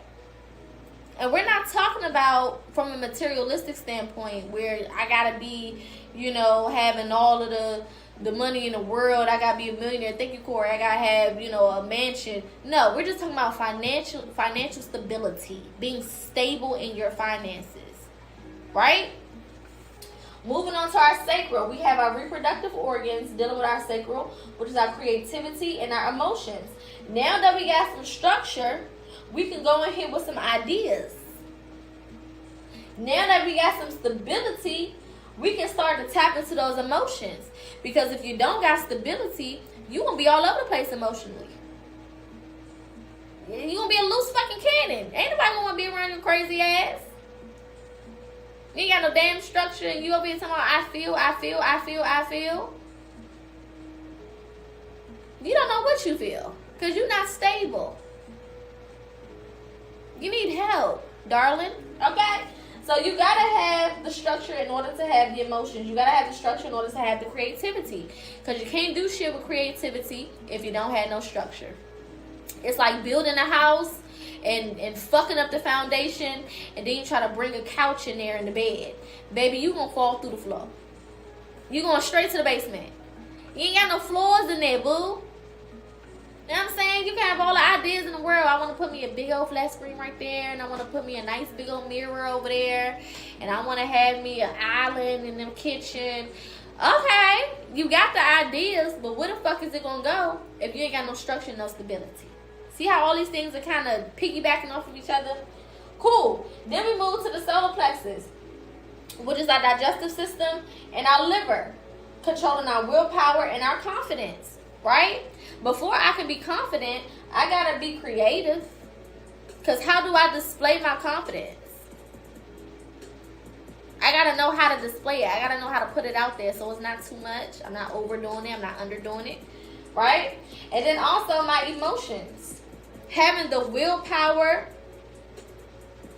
based on my emotions. If I don't feel good within myself, there is no willpower. If I don't feel confident within myself, there is no willpower. Period. If I don't feel creative, what am I putting the power towards? If I don't have anything to create, to make, to birth, what the fuck is the point of having willpower? You just gonna be powerful to sit in the house? You know what I'm saying? You just gonna be powerful and rub your feet together? You know what I'm saying? There's no point. Okay? So you got a lot of confident people that don't got no ideas. A lot of confident people that don't got no creativity. And what the fuck is the point of that? A lot of confident people who don't know how to manage their emotions. So you're just loud and wrong. Okay. Then we got our heart chakra. Our heart governs our heart and our lungs. This is all about love and compassion. Right? When I have confidence, I can love confidently. I'm not afraid to love. A lot of people be scared to love. Because in order to love, you got to be compassionate. You got to be vulnerable. So if I don't got no confidence, how the fuck I'm going to love these people properly? How am I going to be compassionate? If I don't have no willpower, how am I going to stand up for the people that I love? How am I going to showcase my love? Because showcasing your love is a job. It's an action. You got to have willpower to do so. Right? It don't mean that you got to go out here and buy all of this stuff for somebody and all of that.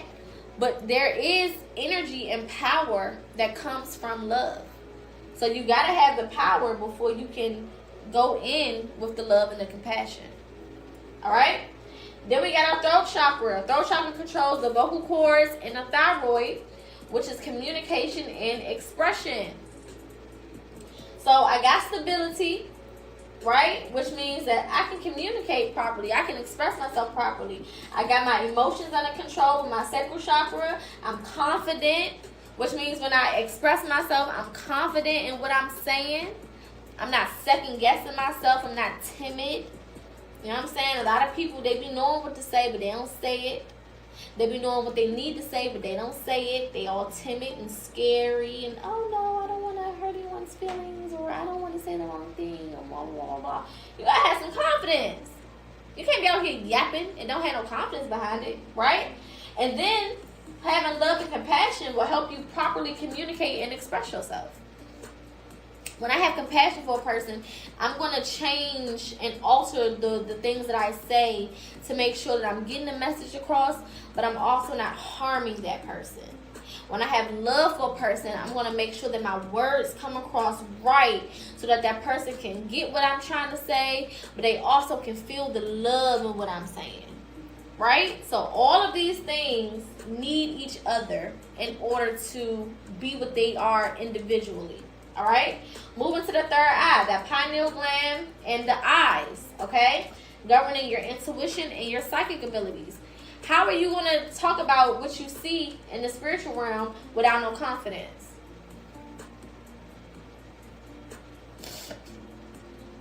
How are you going to trust your intuition without no confidence? How are you going to make certain decisions based on your intuition without no love for yourself, without no compassion for your life? It's not gonna work. How do you even trust what your intuition is saying without no stability and no structure? You don't even trust it. You ain't got no structure. Of course, you seeing what you need to see. But you can't go for it. You can't do what why am I doing a John Cena? Girl, what is you doing? You can't do what you need to do based on what you see. You ain't got no confidence. Your emotions all over the place. You know what I'm saying? You ain't got no structure. You in survival mode instead of knowing how to survive, which are two different things. Because a lot of y'all in survival mode. There's a difference between knowing how to survive and then being in survival mode. Those are two different fucking things that are often mixed up. Alright? Yes, you should know how to survive. You should know how to take care of yourself. You should know how to thrive in different environments. But you should not be stuck in survival mode where you're only thinking about surviving. Okay? Those are two different energies. All right. Then we got the crown. The crown rules the brain and the nervous system, which is in direct connection with your divine connection to the ethers in general, as well as higher consciousness. So without intuition, none of this even fucking matters. Without me being able to tap into my pineal gland, my spiritual eyes, what the fuck is the point of higher consciousness? Because the majority of what you learn through higher consciousness, or the majority of what's revealed to you through higher consciousness, comes through your intuition. Simple. You can't have one without the other. They go together like PB and J. Okay? Without higher without my ability to properly communicate, how am I going to connect with the divine? How do I connect with the divine if I don't know how to communicate? If I don't know how to express myself? How do I connect with the divine if I don't have confidence? Or self-love? Or compassion? How do I connect with the divine if I don't have structure or stability? Or even creativity? Because if I connect with the divine and they say, hey, I'm about to give you, idea to do X, Y, and Z, I got to be able to tap into my creativity and take that idea to where it's supposed to go. So all of these things work cohesively. You cannot have one without having the other. And this is why we start from the bottom and we work our way up. Okay? The video on different spiritual gifts is on YouTube. Click the link in my bio. Go to my YouTube, PocaSPEAKS, and then go to the live section of the video. Of the page, and scroll down. It shouldn't be too far down because we just did that one, and not last week, the week before.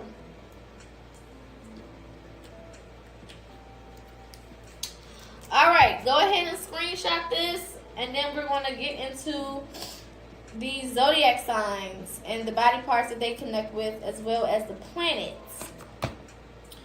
I'm gonna probably speed through that, but we're gonna get through it. Let me know when you got it. Let me know when you're good. How do you know when you've mastered or balanced the chakra? So I did a live on chakras as well.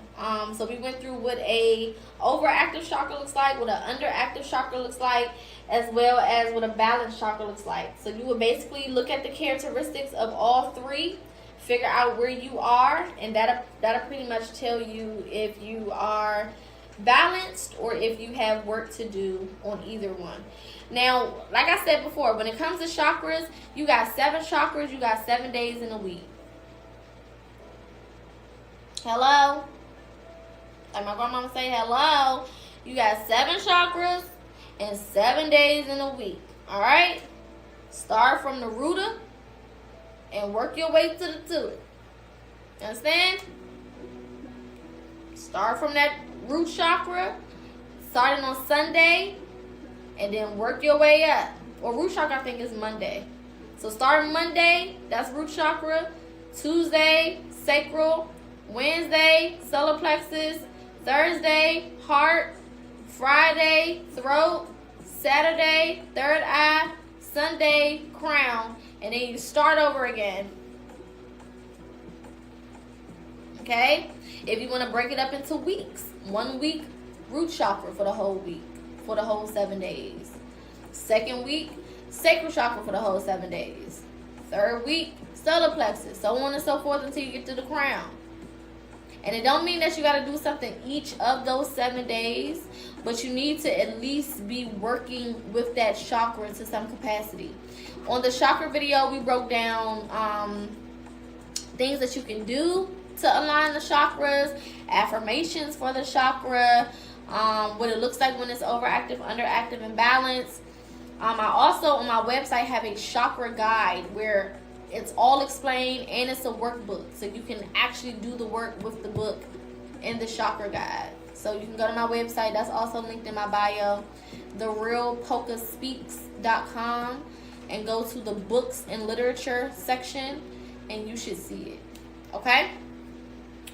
Alright, everybody get on this. Y'all got this written down. We about to scratch this and move on to the next thing.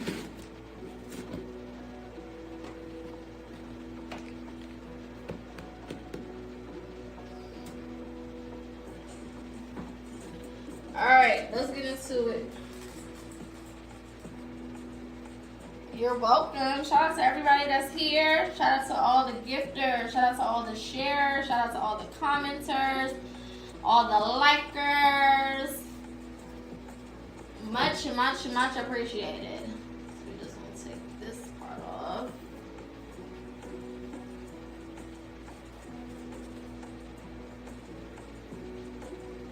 We usually do our lessons every Monday and Wednesday, but because I wasn't on here yesterday, then we'll be doing our lessons for this week only, Tuesday and Thursday. We'll be doing our collective reading tomorrow and Friday. All right?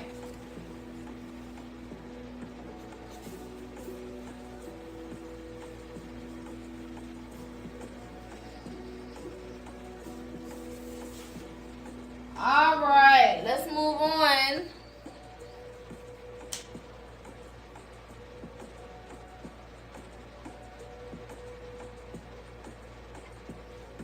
To zodiacs and the physical body. All right.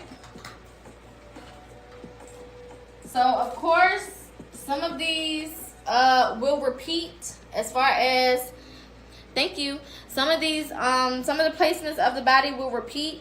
And that's just because everything is connected. Everything is connected. So when we're dealing with the zodiacs, you're going to have certain body parts. When we're dealing with the planets, you're going to have certain body parts. When we're dealing with the chakras, you're going to have certain body parts. When we're dealing with the days of the week, you're going to have certain body parts. Everything is connected. Okay? So, what's the first zodiac sign? What's the first zodiac sign? Let's kind of speed through this. I want to be done with this by 8. It is 7:19 my time. So, we got about 40 minutes, roughly. 30 to get through this. Aries. Good. What planet is Aries associated with? Thank you, Greg. What is the planet that we associate Aries with? We're going to speed round. Good. Mars. All right. What parts of the body do we think that Aries rules? If we're talking about the head. We just went through the head. We're talking about the head. Damn, I gave it away. I was supposed to say we talking about the first. Anywho, yeah, it's the head. I just gave y'all that one. I basically just handed that one to you in your hand. The head, okay? As well as what else? The head and the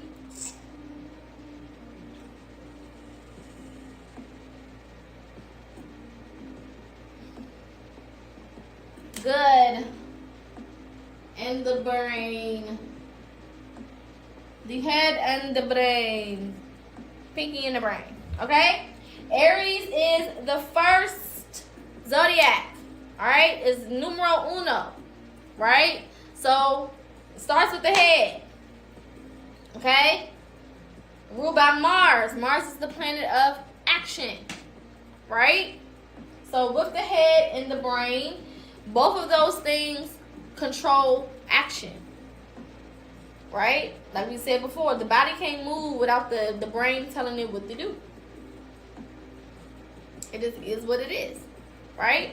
And usually, everything starts with a thought.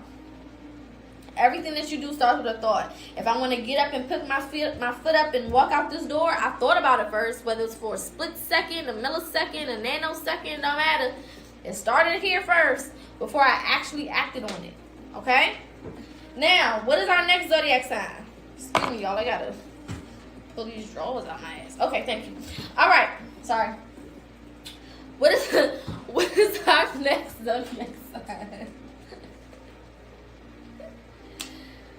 Child, listen.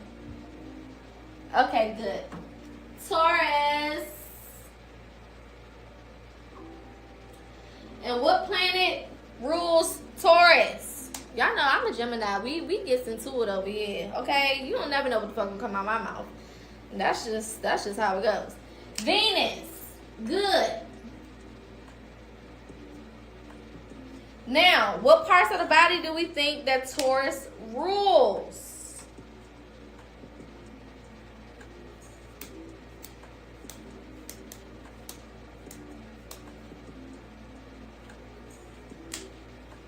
The neck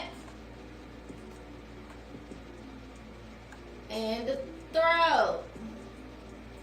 Good job. Okay?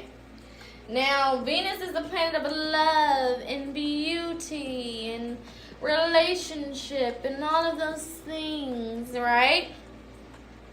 It is also the connection between the head and the body. It is the first middle child. Okay? It is a connection between the thoughts, all right, and the body. Okay? All right. What is our next zodiac sign?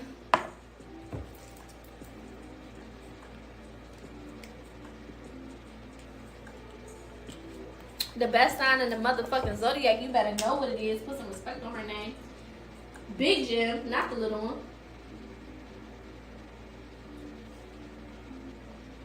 Yeah. The absolute biggest. What you talking about? Alright. What planet does what planet rules Gemini?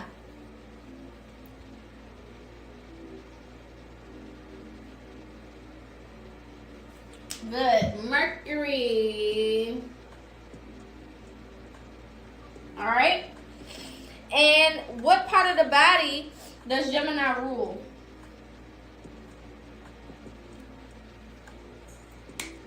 What part of the body is Gemini ruling? Good. The hands, the lungs,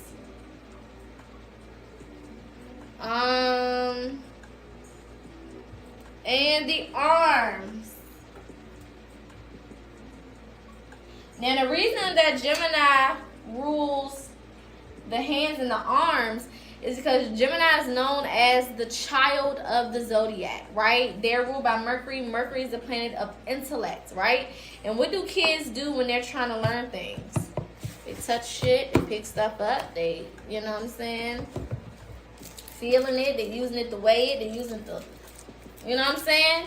Do all the things they need to do, okay? The hands and the arms act in that way. Gemini also rules the lungs because Gemini is the first expressive sign. It is the first sign to be expressive, okay? It is also the first sign to work with the breath because they deal with communications ruled by Mercury, right? So Gemini is dealing with the breath, right? Now, if you have any of these placements, you need to work with these parts of your body the most. You need to focus on these parts of your body the most, okay? Especially if you have these as your sun, your moon, or your ascendant energies, okay? Also, if you have these placements anywhere in these planets, so if you have a Gemini Mercury, if you have an Aries Mercury, then these two things will be working together. If you have a Taurus Mars, then these two energies will be working together. Okay? If you need to figure out what your sun, moon, and rising is, you need to go on Google and type in free birth chart. You need to know your birth date, the month, the date, and the year. You need to know your birth time, your exact birth time. You can usually find that on your birth certificate. Or sometimes if you like were christened or something like that, it could be on that paperwork as well, or your social security paperwork, okay? And then you also need to have your exact place of birth, so the city, the state, and the country. If it's not on the birth certificate, then you can get your medical records from the hospital you were born at, or you can look, you can request your social security information. Sometimes it's on the documentation that goes along with your social security. Not the card, but the official printout of your social security information. Okay? All right, Aries, Taurus, Gemini. What comes after Gemini? What's his next? What's his next? Good.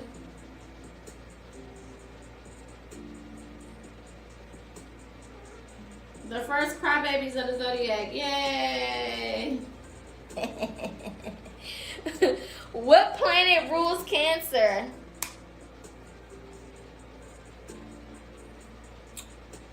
It's the only crybaby ass planet that we got. Shit. The moon. All in they feels and shit. What body parts do we think are ruled by Cancer?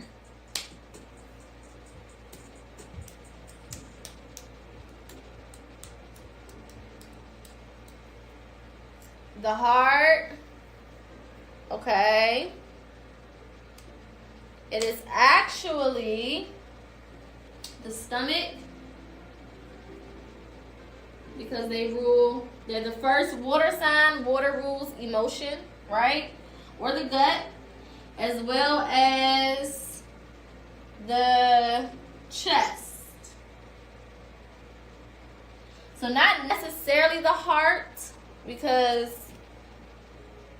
another sign rules the heart, but they rule the stomach and the chest. So going back to emotions, going back to The gut, going back to digestive, yes. And then also the chest, because the chest is where the heart is located, but not necessarily the heart. Okay? All right. Aries, Taurus, Gemini, Cancer. What's next?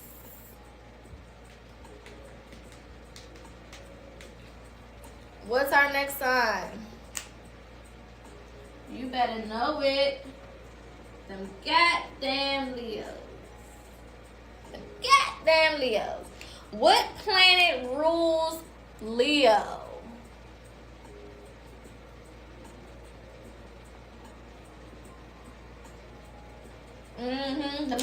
The most boisterous damn planet we got. The sun. Okay, and it makes sense if you know a Leo. Now, what body parts does a Leo rule? Thank you for the gifts. What body parts do Leo rule?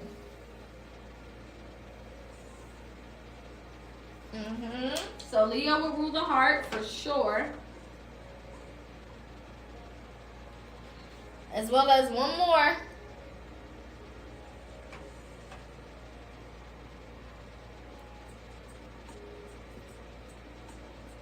Okay, yes. Let's get them likes to 50K. I'm with it. As well as the spine. Okay?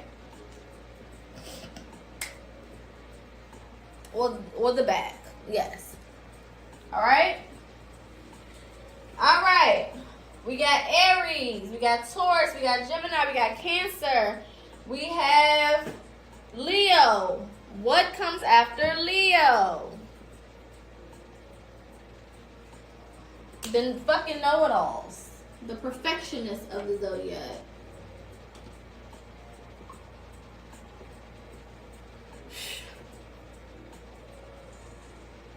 Lord. Who rules the know-it-alls? What planet rules the know-it-alls? The only other planet that rules the other know-it-alls. There's only 2 know-it-all ass signs that's ruled by this planet. Good job. Mercury. Gemini and Virgo are Mercury sister and brother. Okay? Virgo is actually a feminine energy, which a lot of people don't know. Gemini is the masculine. Virgo is actually feminine. Actually. Alright? Virgo rules what parts of the body?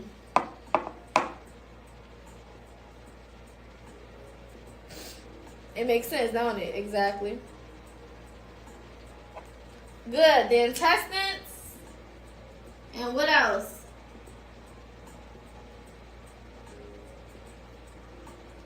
One more.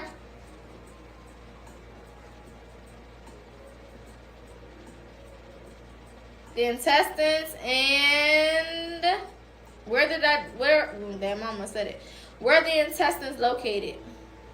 Or what area are they located?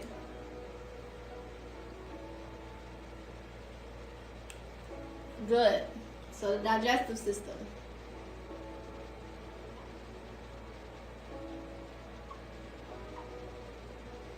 Which is spot on for Virgos, because Virgos do more digesting than they do any fucking thing.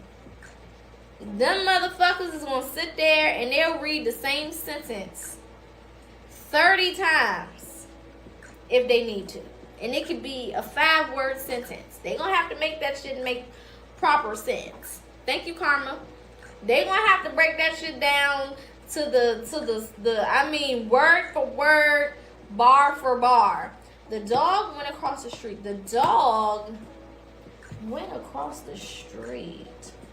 So when they're saying dog, they're talking about a mammal on land. 4 legs, 1 tail, 4 paws. Okay? Went across. Went is an action. That means that they went from A to B. Now, it doesn't say which street they went across, because it could have been over grass. It could have been to a beach. It doesn't say. Okay, went across the street. the street. What kind of street? Are we in a rural place? Are we in the city? Because if the dog went across the city street, it could almost got hit. Virgo's got to break everything the fuck down. And it don't have to, it's not that deep. The dog went across the fucking street. What more do you want? Golly, that's not even the part that we need you to focus on. They'll spend 15 minutes on an opening sentence, and the real shit is like 3 sentences from that. Can we get to the actual thing? That's not even a thing. They caught up on the first goddamn syllable of the first sentence. God damn it. But digestive system. That's what your digestive system does. It takes every single small little molecule of nutrients that it can. It's not just going to look at it and just be like, okay, we're just going to take a couple things. No, it's going to break everything down. Okay? So y'all see how these things go hand in hand with the placements in the body. Okay? All right. Aries, Taurus, Gemini, Cancer, Leo, Virgo. What is next? Who is after our Virgos? Lady Liberty, our Libra. All right. What planet rules Libra?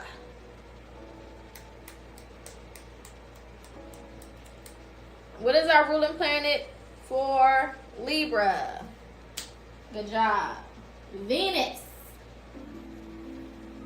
A lot of people don't know Libra to be an emotional sign or a very, very loving, lovey-dovey sign, but they are. They're ruled by the planet of fucking love. You don't see that side of them a lot. Unless you in a circle, unless they love you. You know what I'm saying? Taurus is more outwardly loving. You know, as long as you feed them, get them something good to eat, put them on a yacht or something, you know what I'm saying? Buy them a Gucci bag or something. Thank you, my love. You know what I'm saying? They'll show you some fucking love. You know what I'm saying? Libras are more hesitant because they're air first. You know what I'm saying? They're like, hold up, let me think about it. You know what I'm saying? Let me look at the data here. Let me make it make sense in my head because they're logical still. They're air, but they love. They are lovey. Lovey. Okay? But they gotta break that shit down first to make it make sense before you see all that. They're not just gonna show anybody all that love. You're not just about to get that. A Taurus is more open to doing that than a Libra is, even though they rule by the same energy. Right? But the Taurus is earth. So they're more like welcoming, like, you know, come on, I'll buy you a sandwich. There's always food or something. Come on, you want that candle? I'll buy the candle for you. A Libra, like, I don't know you like that. We didn't only been out like 3 times. Now you're going to have to buy your own sandwich until further review. But once they let you in their circle, they buy all the sandwiches you want. You want 15 sandwiches, baby? Give my baby 15 sandwiches. They going to stand 10 toes. But they got to break that shit down first. You know what I'm talking about? So, Libra rules what part of the body? What part of the body does Libra rule? Good. The kidneys.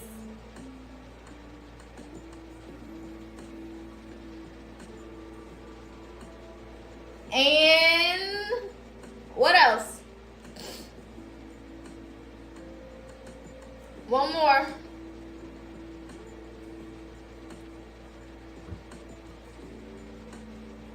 Oh, I know. I already know, Miss Libra. Y'all is very, very funny acting. The kidneys and the lower back. So think of Libra as the midway, right? It's not the top, it's not the bottom. They represent what? Balance, right? So your lower back allows you to hinge, right? It allows you to help the top part of your body be stable. If you ain't got no no bones in that lower back, baby, the whole top of your body is going limp.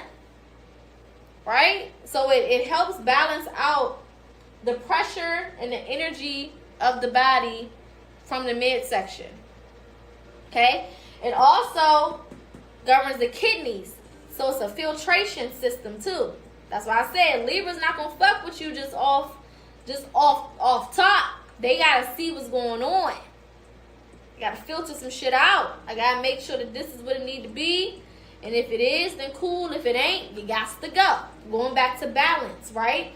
In order to balance something, sometimes I got to take a little bit off of here and I got to add a little bit over here. That's Libra energy, right? All right. Aries, Taurus, Gemini, Cancer, Leo, Virgo, Libra, and who's next? If you're just coming in, we're gonna do a recap at the end. So if you missed your sign, it's okay. Not the Scorpio hoes. Oh my God. Oh my goodness. Don't do them like that. I love me a Scorpio. But it's probably just the crazy Gemini in me that loves them. Because they just demonic. And I love it sometimes. I don't know. You know, we just curious. We just like to see people act up. Because Gemini, we just get our popcorn and be like, oh my God, they are crazy as hell. Ooh, evil twin. We gonna eat that popcorn. We gonna watch y'all crash out. And then we gonna talk to you about it. Why did you do that? Because we're curious. Why did you do that? Why did you do that person like that? That's so crazy, girl. You was crazy. What did they do to make you even go that way? You know what I'm saying? We gotta break it down. We gotta make it make sense. What did you, like, what was you thinking? Like, okay, walk me through your whole thought process. That's me as a Gemini. Walk me through your whole process. So you went to their house, the lights was off. So you broke the window. Oh my God, this is so good. Okay, so you broke the window. What did you use? Use your hand? Oh, you crazy. Okay, then you got in the house.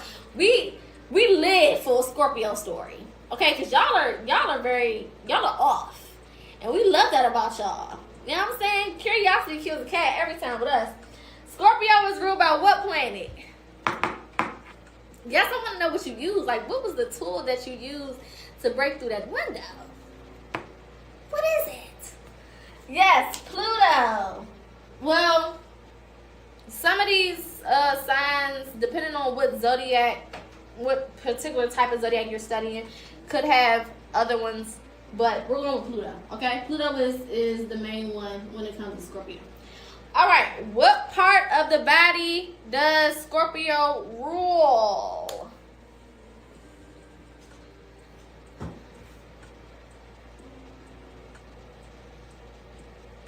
Listen, I love me a Scorpio. Good. The reproductive organs.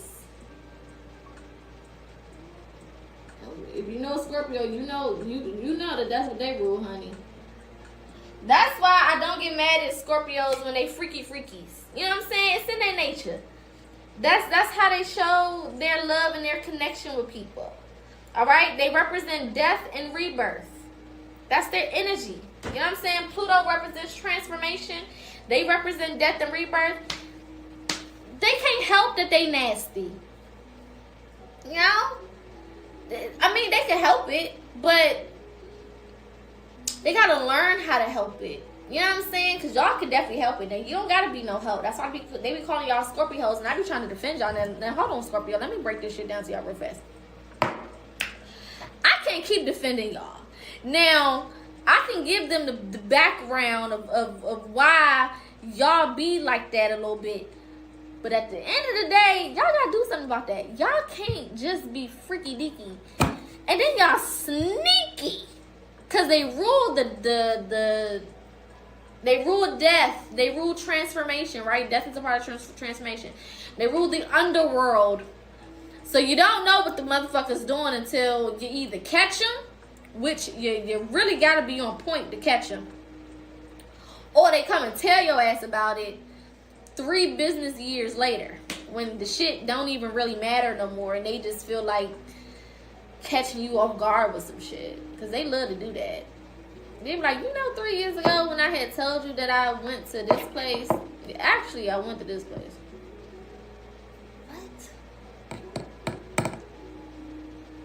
What the fuck?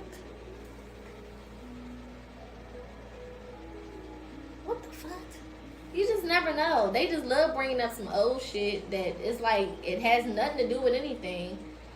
But now they want to reveal a secret. They get something out of that. I can't keep defending y'all. I be trying to. A child, I can't keep on doing it. But because they represent death and rebirth, they rule the reproductive organs or the groin area. Okay? So they like to hunch. And they pretty good at it. You know what I'm saying?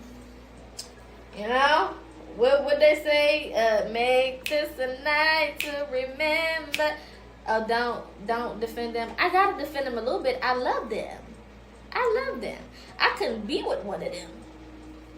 You know what I'm saying? Them and Geminis, we don't get together because they still water signs. And air and water do not fucking mix. I don't care what type of water it is. We don't fucking mix. It just don't never work. We gotta mix with fire. Really fire. Fire is the only one that really get air for real. You know what I'm saying? I love me a fire sign. But air and water, no ma'am. No thank you. No thank you. Because this Gemini beat in, took them out and they sleep. I'm just trying to tell you, I don't even play like that. You know what I'm saying? It ain't gonna do it. Alright. So, Scorpios, get y'all shit together because I be trying to defend y'all and I can't keep doing that and y'all out here acting crazy. I can't keep defending y'all out here acting crazy. Okay. If you just coming in, I'm going to do a recap of the board. So just be patient.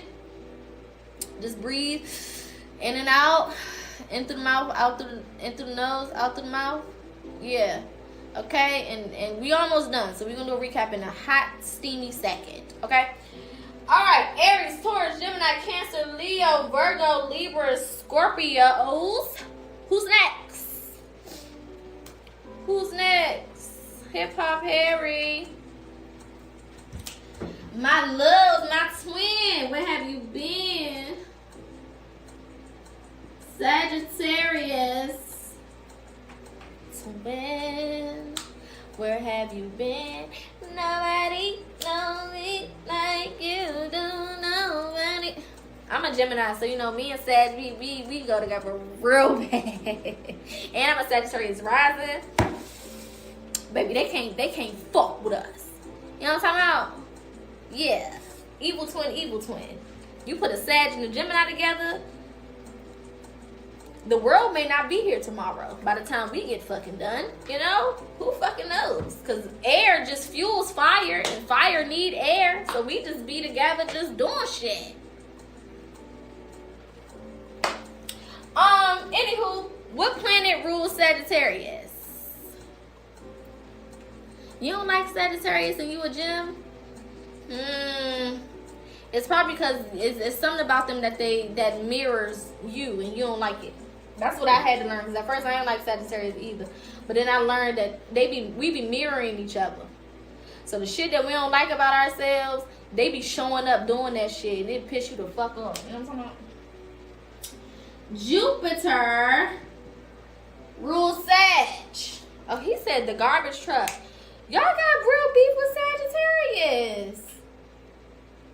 Oh my God, y'all don't like them? Ooh. He said the garbage truck. Y'all don't like them at all. Oh my God, I love me a Sag.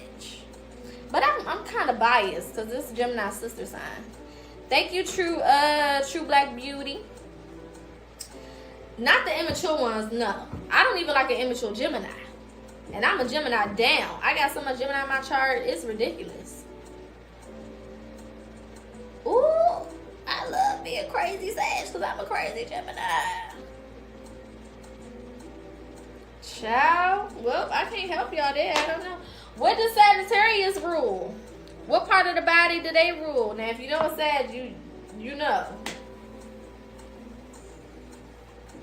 If you know a Sag, you know. Yes, them hips and them thighs, baby. Hips, legs, and hips, and body. Alright? They rule the hips and the thighs. Movement. right? Jupiter is the planet of expansion. It is the planet of growth. It is the planet of fortune. It is the planet of luck, right? Sagittarius being ruled by them. We're talking about movement. We're talking about adventure, right? So you can't keep a Sag still. And that's usually why they got a bad rep in these streets, because they move too much. I can't defend y'all there because y'all don't know how to sit the fuck down. They don't know how to sit down. They move from partner to partner, lover to lover, friend to friend, environment to environment, place to place, and they don't close nothing out before they leave. So they just leave people fucked up, and they just go and they go somewhere else. When shit get difficult, they just like, you know what? I'm not dealing with this. I'm just gonna fucking leave.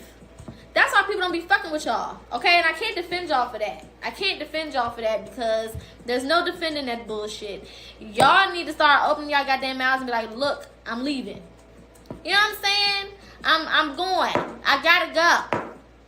Y'all just be like, I woke up today and I realized I didn't like the way that motherfucker was breathing. So I'm about to go find somebody else. It be the stupidest shit. A Sagittarius leave you for the stupidest shit. I don't like how they hands look. Like, what?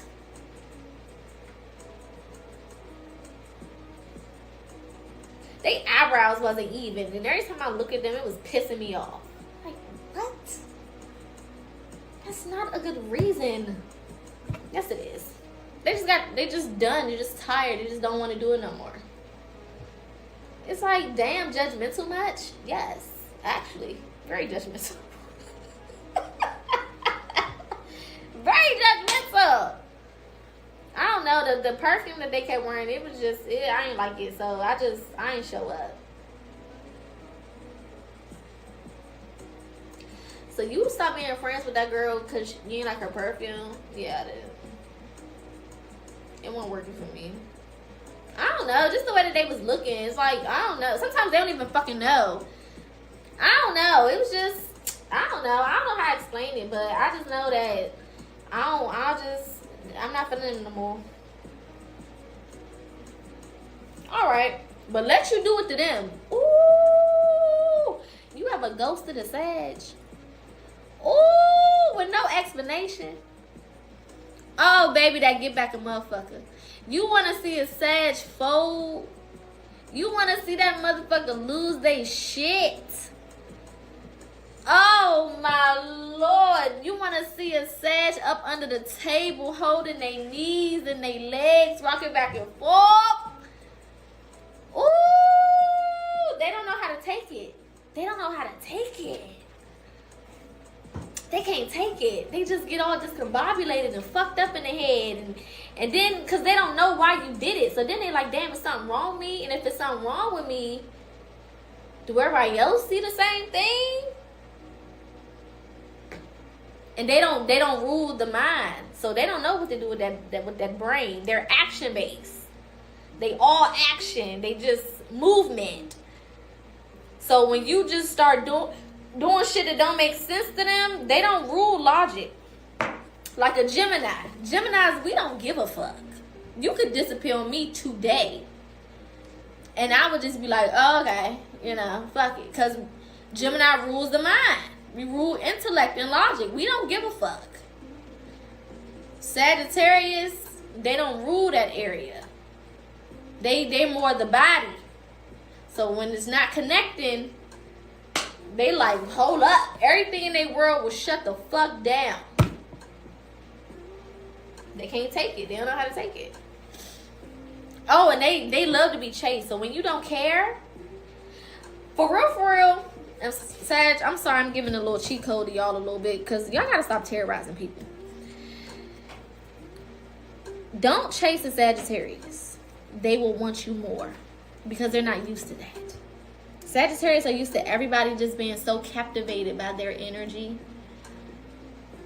Act like you're not impressed. Ooh, they gonna be on your heels. Do you hear me? What you doing? I'm trying to come over. I want to see you.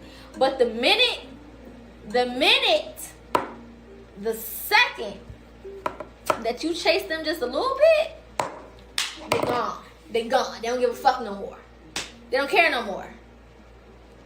They don't give a shit. Because now it's like, oh, I got you, so fuck it. Now you on my time. You want to keep control of that Sag? Make them chase your motherfucking ass. I'm not giving out no more game. I'm not giving out no more. Okay, I'm done, Sag. I'm done. I'm not going to say nothing else about y'all because I lay y'all down. I'm not going to give out all y'all secrets. Matter of fact, I'm going to go give some secrets about everybody else so that y'all don't feel bad. Because I do love y'all. I love y'all. Okay, and I'm a Sag rising. So, you know what I'm saying? I'm going to go say some secrets about everybody else. To make it fair. Okay, anyway. After Sagittarius, who's next? Who's next after Sag? Okay. I'm gonna get on everybody. I promise. When I do the recap, I'm gonna tell everybody's secrets. So I'm gonna tell a little bit of everybody's secrets because I know everybody's secrets. All right, next we got Capricorns. These motherfucking OCD ass. Shh. I mean, you talking about OCD? Golly. Ugh. OCD. Jeez Louise. Who rules Capricorn? What planet rules Capricorn?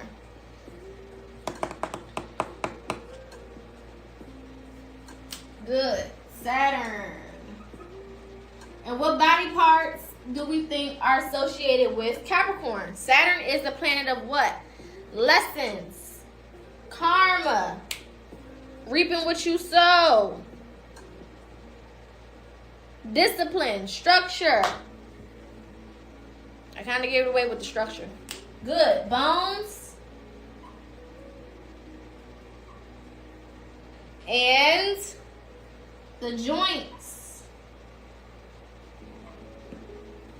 Bones and the joints. Now, if you think about Capricorn, remember I said Capricorn, they kind of got a little OCD, right? Capricorns are very into structure. And when you think about your bones and your joints, your bones and your joints have to fit properly in order for you to do what you need to do. Thank you, Black Beauty. You can't even walk if your bones don't have a joint, or if they are in a shaped weird or on top of each other weird. You can't function.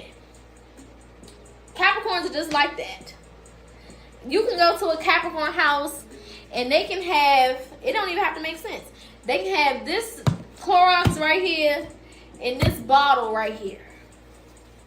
And you say, you know what? I'm going to just move this bottle right there. Oh, they're going to lose their shit. Oh, they're going to go crazy. And it's not even that deep. But it's the fact that it's not where they put it. I put it just like that. In that exact spot. For a reason. Shit. Don't touch my shit. And if you touch it, put it the fuck back. Virgos are more mutable. So Virgos can be like that. But if they really love you, they don't care. You know what I'm saying? They'll just fix it. Capricorns, they don't care how much they fucking love you. Don't touch my shit. I mean, they can love you down to the ground, to the floor. Okay? They'll die for you. But don't touch my shit. Keep my shit where it's supposed to be. A Virgo will come in and be like, all right, bro, come on. Don't move that. Or if they really love you, when you turn your back, they'll be like,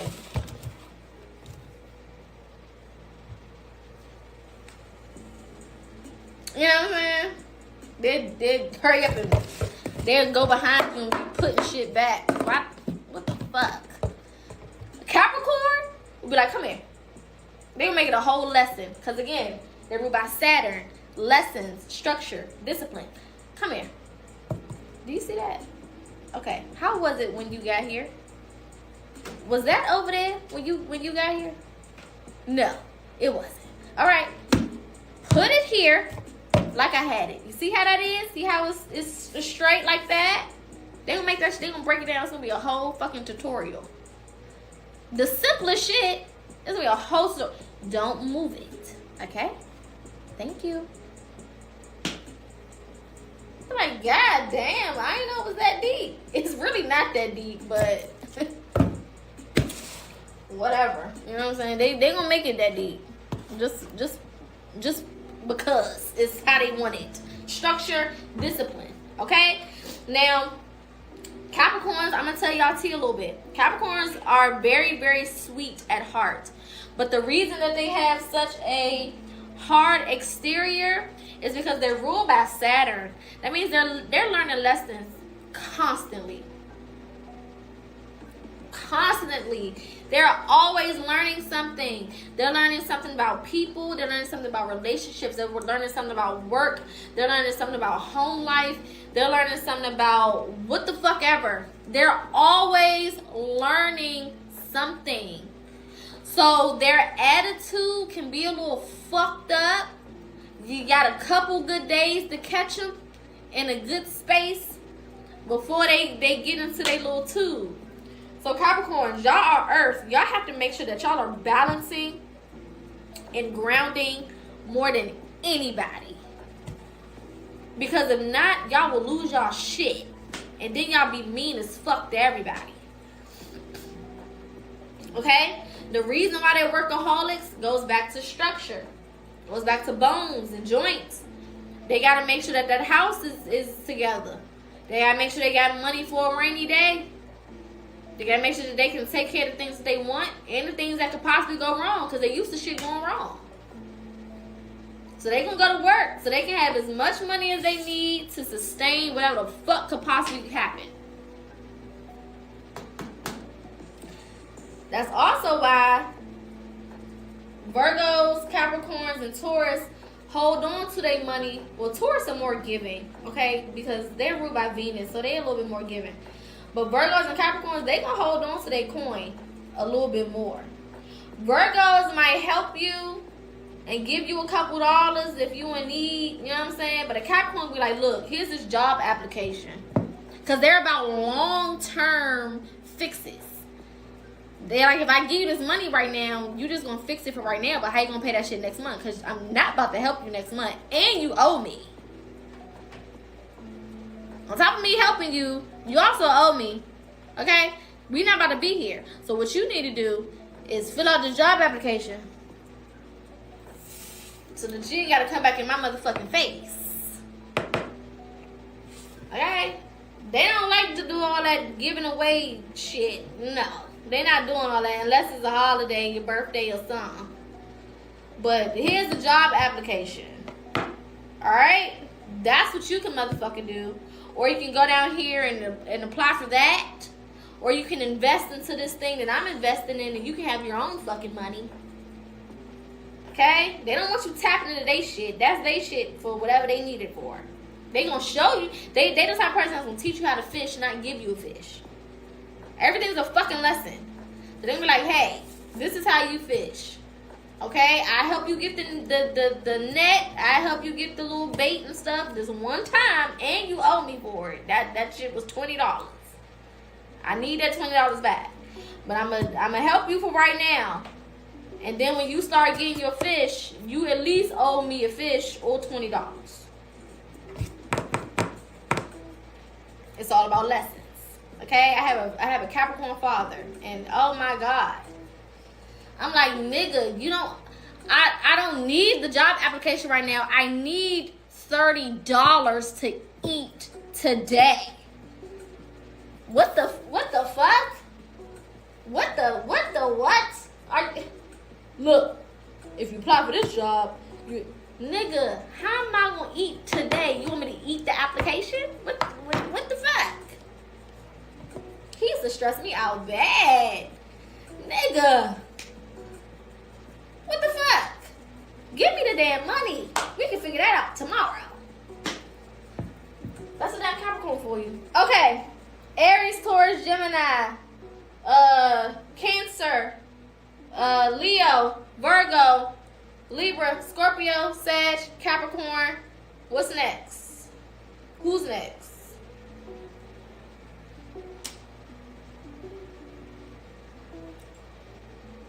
Y'all, Pisces is not next. What are y'all talking about? How y'all gonna forget about the most unbothered sign of the entire zodiac? Well, I'm gonna say the most outwardly unbothered. Because they be bothered, but they don't like showing that they bothered. You know what I'm saying? Who rules, what planet rules Aquarius? Y'all like Aquarius? I love an Aquarius. Damn. I got 2 best friends that's Aquarius. And I love them. Damn. They get on my fucking nerves, but I love them. Good. Uranus, the planet of originality. The planet of innovation. Alright? What body parts do we think Aquarius rules? I love an Aquarius. Damn. I really do. Once they get out their head, they'll love you good too. Whenever the fuck that happens, that could take a long time. Alright, the ankles. And your circulatory system. Make sure I spell this shit right. I know I spell a word wrong as hell. Alright? So, Aquarius are ruled by Uranus. Uranus is all about originality. It's all about innovation. It's all about new things. If you think about the ankle guides the foot. The ankle guides the legs. The ankle guides the body. So at any point, it could be like, nope, actually, let's try this way. Nope, actually, let's go this way. Actually, let's make a fucking U-turn. Alright? Aquarius T. Aquarius are actually a very emotional sign. They're actually extremely emotional. However, they don't know how to sort through emotions because they are air. So they usually just withdraw themselves completely because they don't know about all that. And if they don't know about something, they're not even gonna try to fuck with it until they get to a place where they're ready to fuck with it. If they're ready. You know what I'm saying? They're super emotional. They have a lot of feelings. When they love very hard. They always have a core person in their life that they trust, because they don't trust a lot of people, period, at all. Okay? So it's always like one, maybe heavy on a maybe 2 people that they trust in their lifetime. We're not even talking about, a month or something. In life. That's about fucking it. Because they're not opening up that many fucking times. They're not trying to do all that. That's too much for them. Okay? They're not doing all that opening up shit. Fuck all that. Okay? These motherfuckers can be sneaky too. Because they like to live in the shadows and they like to pop out when they want to pop out. That could be random and rare. Who fucking knows when? Okay? Who fucking knows? They have amazing ideas. They usually are your people who have dibbled and dabbled in different sexualities. It just is what it is. Okay? That doesn't really, they're not boxed in. Okay?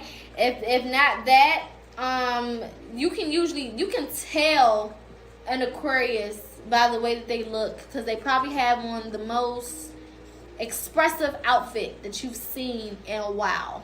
Whether it's super extremely colorful or a whole bunch of no color. It's never both. They either have on bright pink, purple, orange, and green, or all black. It's never mixed. It's hardly ever mixed. Okay? It's very not you trying to come in on something inbox you for a reading, bitch. If you don't get the fuck out of my damn life. It's 2 extreme ends of the scale with them. Okay? They either all the way in love with you or they don't fuck with you at all. You're not going to find them in the middle too much. You know what I'm saying? It just be what it's going to be. They either fuck with you, and them fucking with you don't mean that they not going to act crazy towards you, because them motherfuckers going to be crazy towards whoever. They don't, you know, have a preference to their crazy. Everybody gonna get crazy. Everybody gonna get cuckoo for Cocoa Puffs. You know what I'm saying? And they expect for you to be able to read their brain.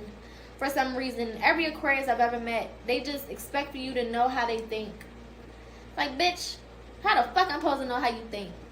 What the fuck? They get mad over shit that you don't even know that they mad about. And then they'll come back like 5 months later and be like, yeah, I didn't like the way that you did X, Y, and Z, and it made me feel some type of way. Thank you, Corey. So, you know. And you're like, why didn't you just tell me that you didn't like that? Because, like, you should have just known that. Like, why do I have to tell you everything? Like, you should just know. I feel like it's just common sense. They think everything is fucking common sense. But only the way that they think is common sense. When it comes to you, it's not common. When it comes to them, it's super common. Like, duh, how do you not know this? It's like, because you never said it, maybe? Because you never explained it to me? The fuck? How am I supposed to read your goddamn mind? Everybody should know this. No, everybody don't fucking know it. That's why we communicate. That should have pissed you off about an Aquarius. Like, nigga, open your mouth. Say what the fuck you need to say. Shit. I love them down, though. My Gemini sister, I love them. I love them down. And they'll disappear quick with no explanation and come back and just talk to you like everything is just everything. They'll be missing for 3 months and then hit your phone like, hey, sis, how are you? I miss you so much. What you been doing? Like, are we not going to address the fact that I ain't heard from you in 3 months? The fuck? What the fuck have you been doing for the last 3 months? Oh, I ain't been doing shit. I just been chilling, you know, in the house. They never doing shit. They just disappear. Oh, I ain't been doing nothing. You know what I'm saying? Just chilling, going to work. They just get the listing off regular shit and you expecting it to be something like crazy happen. No. They just was in the bed, watching TV, rubbing their feet. Nothing special. You know? You deal with an Aquarius, you gotta just get used to shit like that. You just gotta be okay with them motherfuckers disappearing sometimes, because they're gonna do it. Now, if you love them, you gotta teach them how to communicate before they disappear. Like, hey, I know that you be wanting your time to yourself, and that's fine, that's cool, that's all right. I'm not gonna beat you up for that, but you need to let a nigga know, so I know that you okay, and not somewhere in a ditch. What the fuck?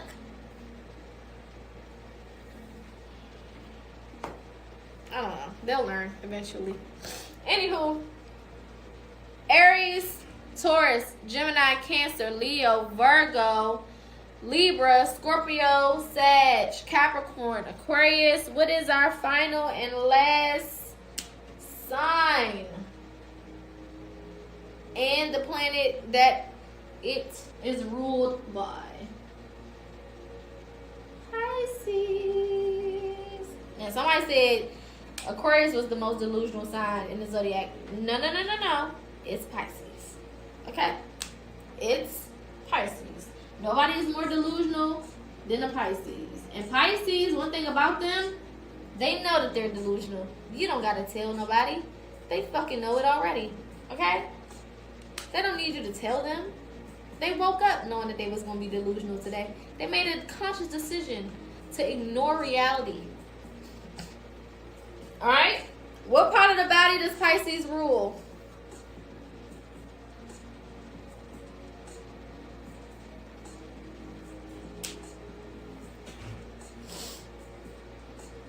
Good.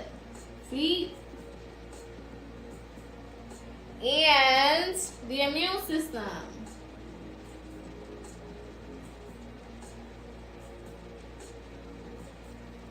The feet and the immune system. Okay?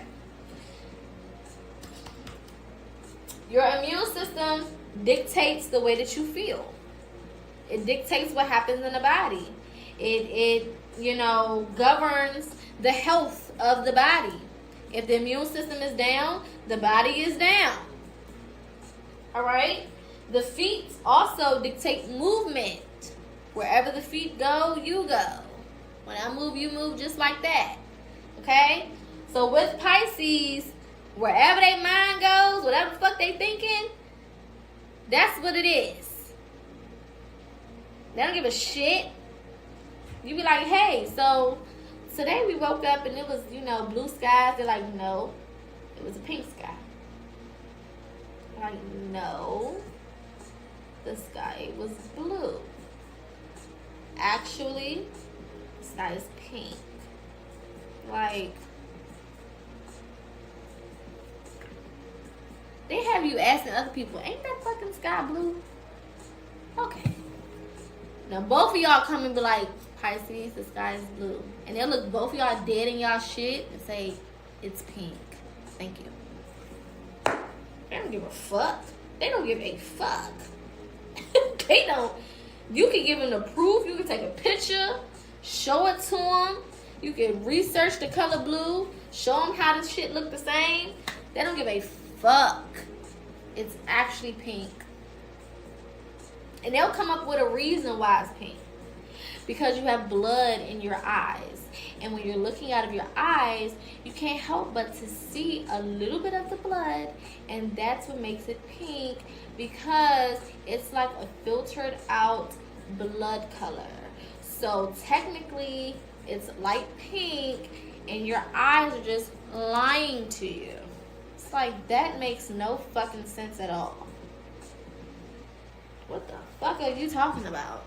But if they believe it, then they fucking believe it. There's nothing you can do about it. Nothing you can damn do.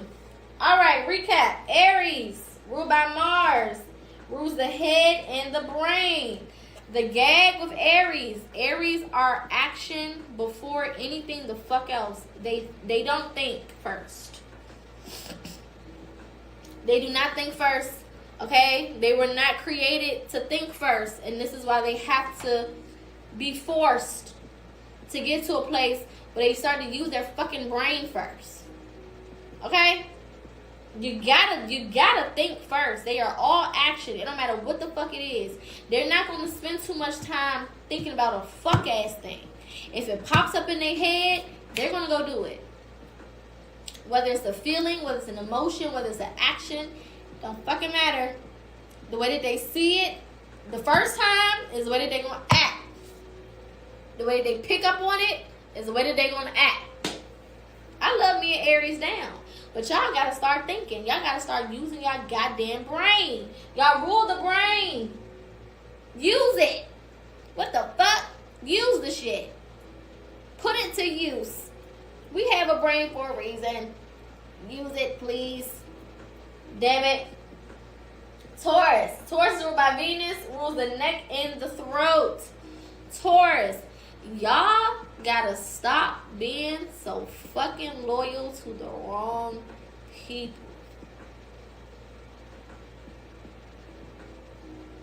Please, for the love of God, everybody does not deserve your love and your loyalty.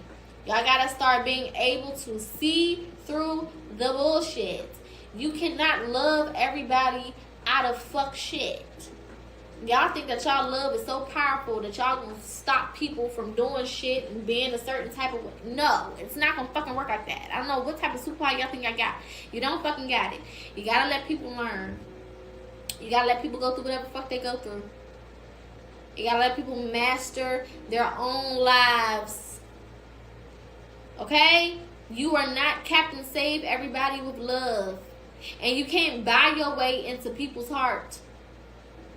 You can't give people things thinking that that's going to automatically make them give it back to you. That's not how that fucking works. Y'all be doing shit thinking that, oh, if I do this for them, then they're going to do this for me. No, the fuck they're not unless they want to. And you got to be clear on that. Or you're going to keep wasting your fucking time and your money and your attention. And then the minute that y'all finally wake up and you realize that you can't do the shit that you thought you could do. Now you want to be mad and you want to burn everything to hell. You can't fucking do that.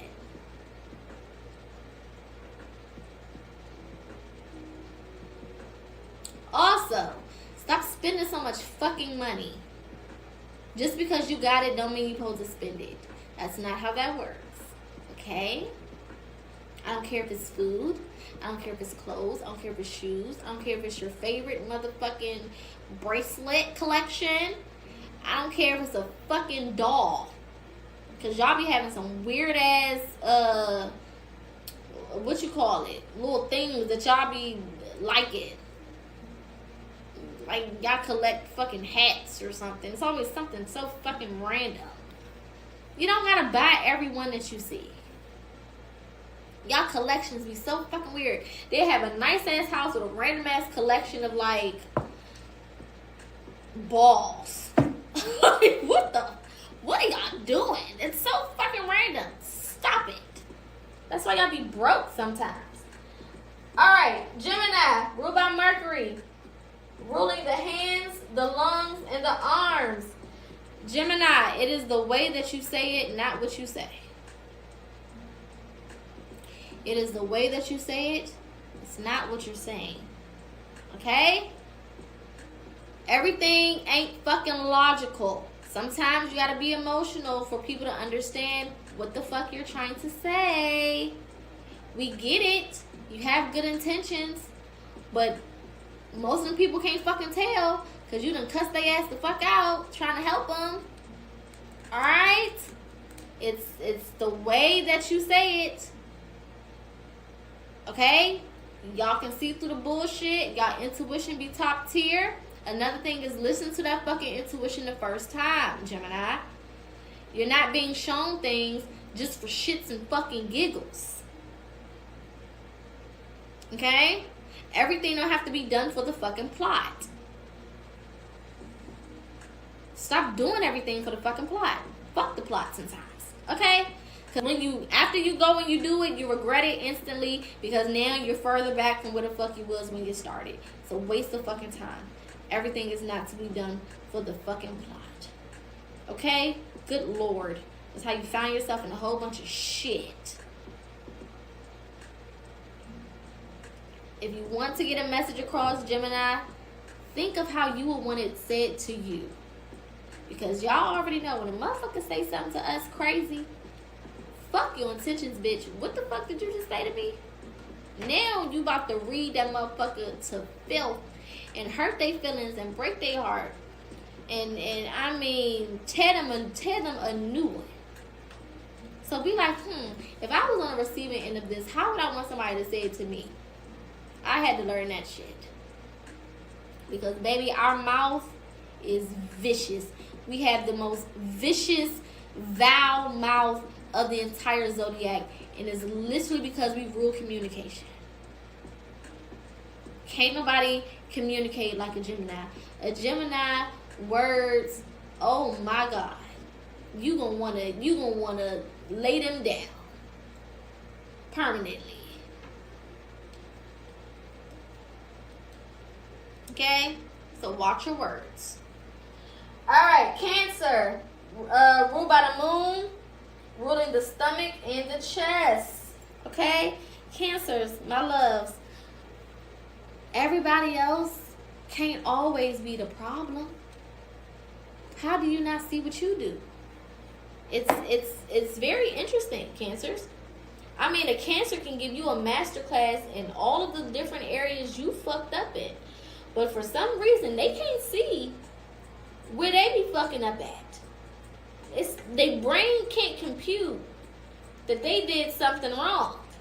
You can't be the victim all the time, Cancer. At some point, babe, you did something to somebody else. What the fuck? Everybody is not beefing with you because they're jealous. Are you cool? I mean, if narcissistic was a person, honestly, Cancers, you know what I'm saying? And I love y'all down too. But, baby, y'all can be some narcissists. And y'all can gaslight. I mean, y'all can gaslight Satan in heaven. I mean, good Lord. Ain't no fucking way. Y'all gotta stop that shit.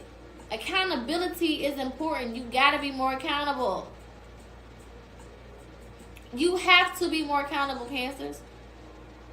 You can't expect for everybody to listen to you tell them about themselves, and then the minute that they bring you up, you got excuse after excuse after excuse, and reason after reason after reason after reason and reason and reason and reason and reason and reason.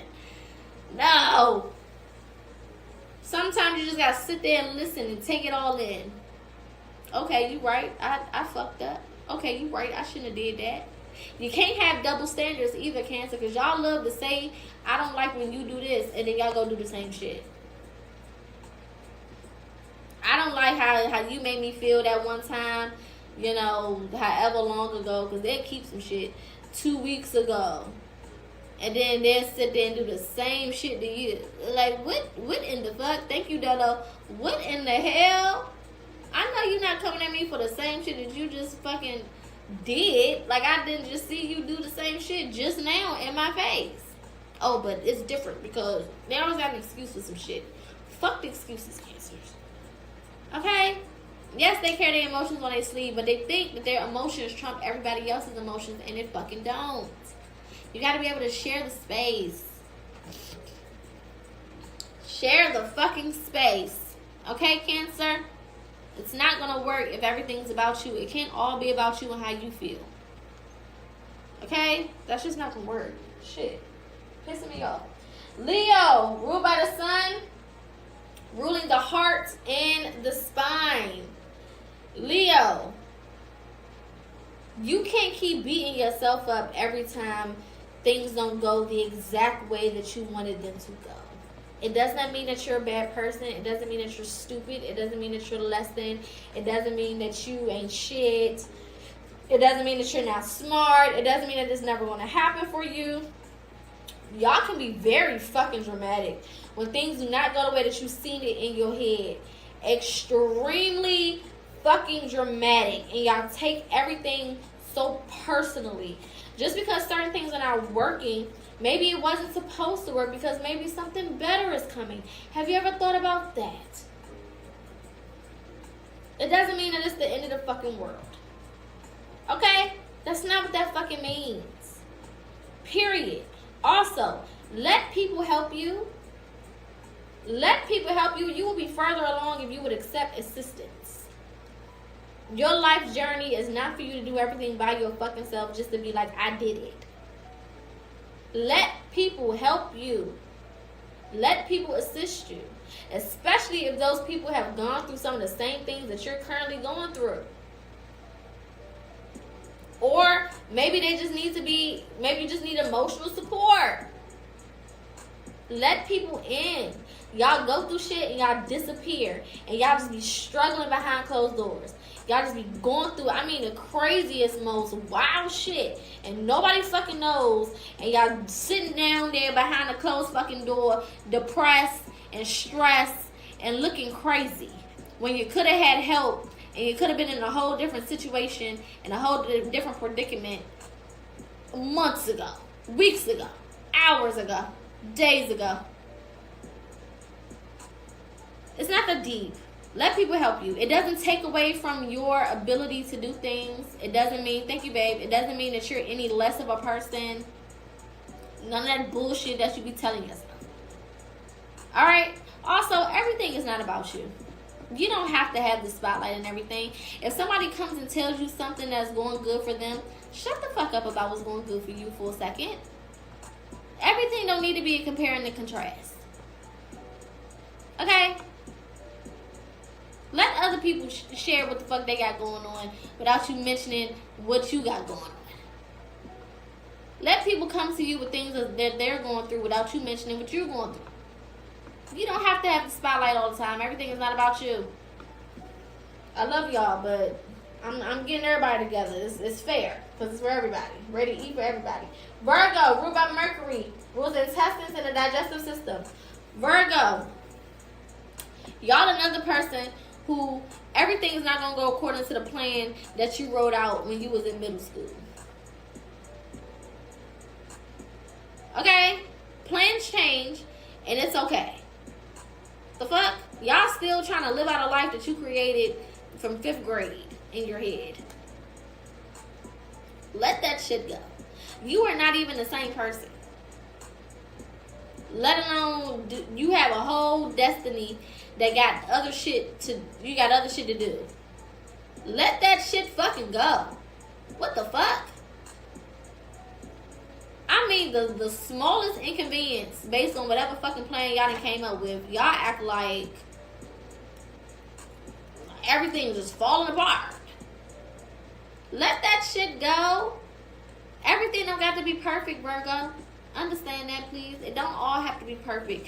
You don't have to wait until everything is perfect for you to live your life either. Or for you to love. Your money being together should not diminish the love that you have for people. Stop making the people who love you wait. And then you fuck around and you lose the people because you waiting for the perfect moment. Perfect moments are created. They're not going to come and find you. You got to create the moment.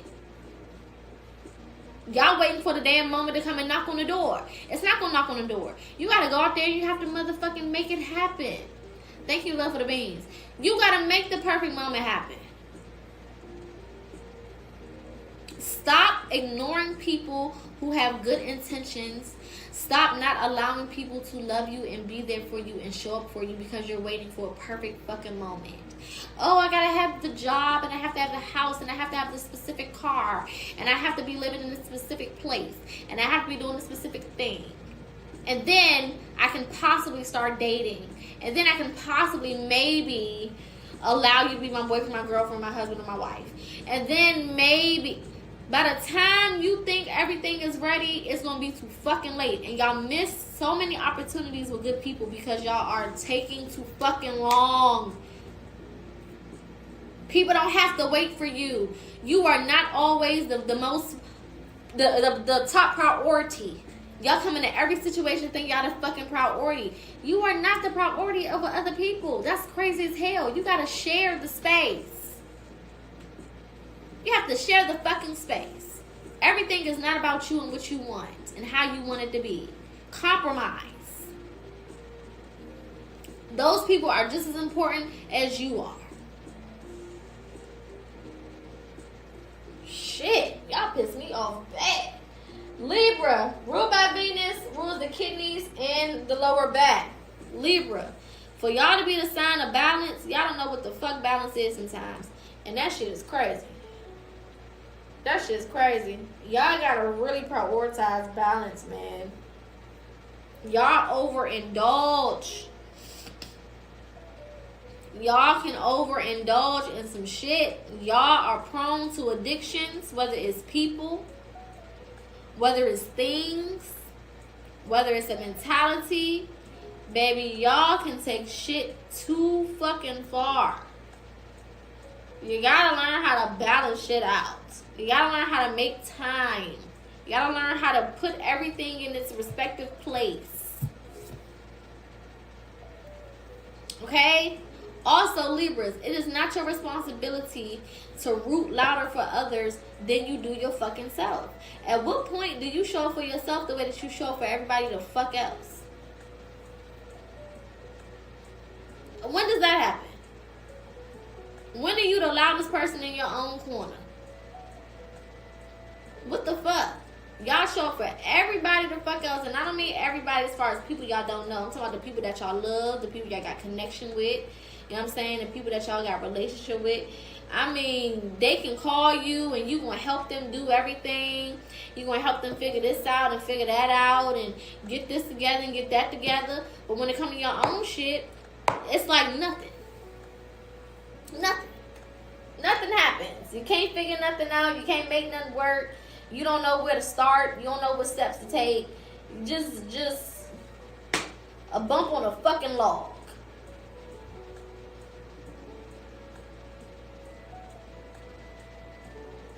Show up for yourself more, Libra. And don't take it as it meaning that you're being selfish because you're showing up for yourself first. You can't be shit for nobody else if you ain't shit for yourself first. Period. Sagittarius. I went through Sagittarius. Y'all problem is y'all need to start communicating, and y'all need to start finishing things before you move on to the next thing. You have to close things out. This is why y'all past haunts the fuck out of y'all. Y'all past always comes back to bite y'all in y'all ass. I don't care if it's a year later, 3 years later, 4 years later, 10 years later, 15 years later. Or skip Scorpio, I'll come back to Scorpio. I don't give a fuck. Y'all past always comes back and bite y'all in y'all ass because y'all leave doors open. Y'all leave chapters open. Y'all can't do that. Y'all attention span is this motherfucking quick. Stop doing that shit. If you want to move on to something else, make sure that you have closed out whatever the fuck came first. You don't have to be forced to talk to somebody that you don't want to talk to no more, or be around nobody that you don't want to be around no more, or do something that you don't want to do no more. You just got to close it out properly so that you don't have to be watching behind you every 5 seconds because it's on your ass. Shit. Close the shit out. That's all y'all got to fucking do. Why are you starting one project and then 2 months later you start another project just because it got hard? Shit gets hard, Sagittarius. That don't mean you motherfucking run. That don't mean you disappear. Shit gets hard. That's life. Y'all gotta learn how to go with the flow. Work through the problems. And then after you work through it, if it's not worth it, then you leave. You don't leave just because it's challenging a little bit. Y'all want everything to be easy and just be laid out so you can just be free. Fuck all that. At some point, you got to get disciplined. You got to learn challenges are part of this process. Growth is necessary. In order to grow, I have to be tested. I have to be challenged. I have to be provoked out of my comfort zone. Don't piss me off. Scorpio, everything don't got to be a fucking secret. And you need to stop holding so many fucking grudges.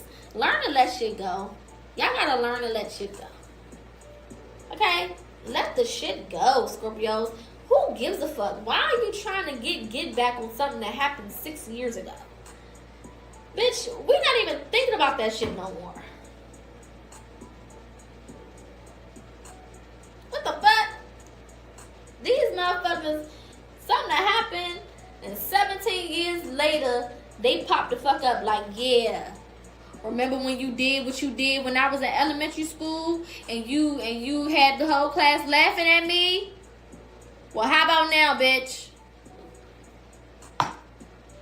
Girl, we don't give a fuck about that. People that moved on, you still over here holding on to shit and plotting revenge in your fucking head and get back and let it the fuck go, Scorpio. Who cares? We don't care anymore. It's old. The shit is so old. Oh my god. And stop keeping so many fucking secrets. All of it don't make you mysterious. It's fucking annoying.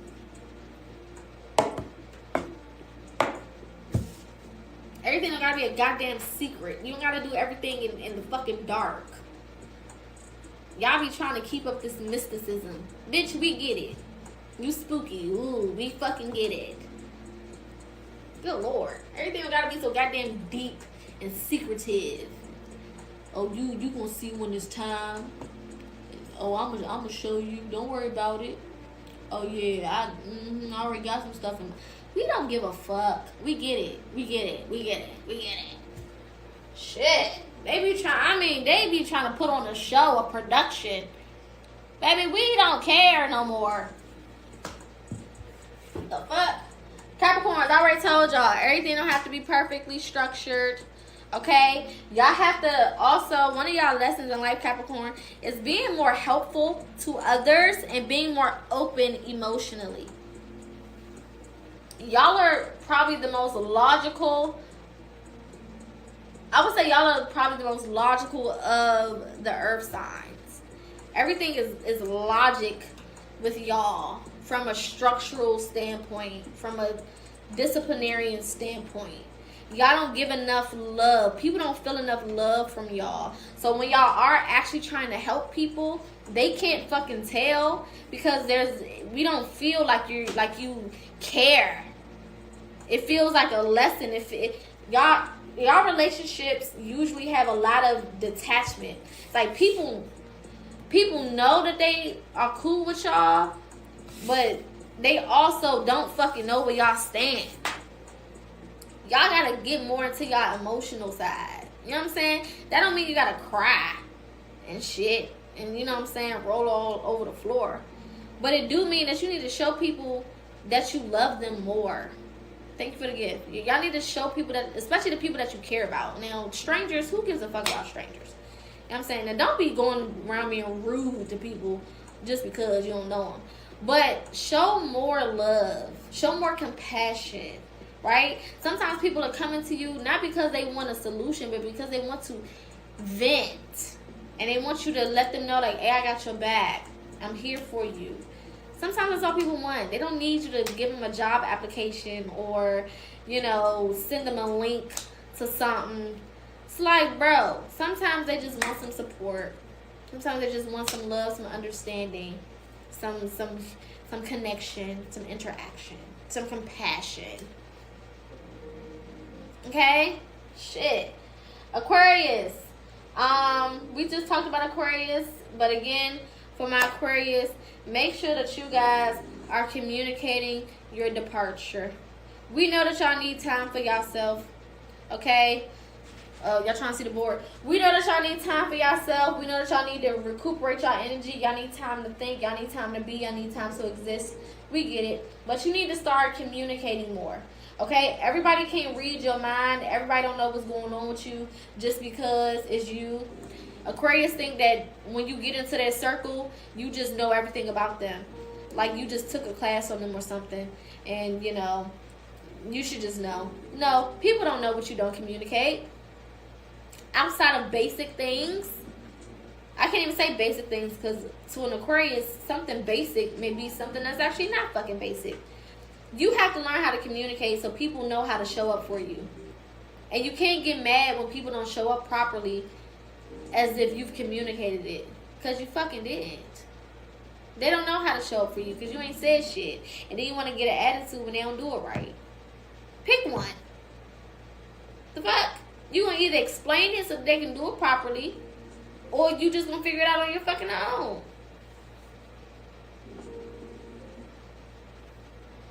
Pisces. Just because you told yourself that lie don't mean that lie is real.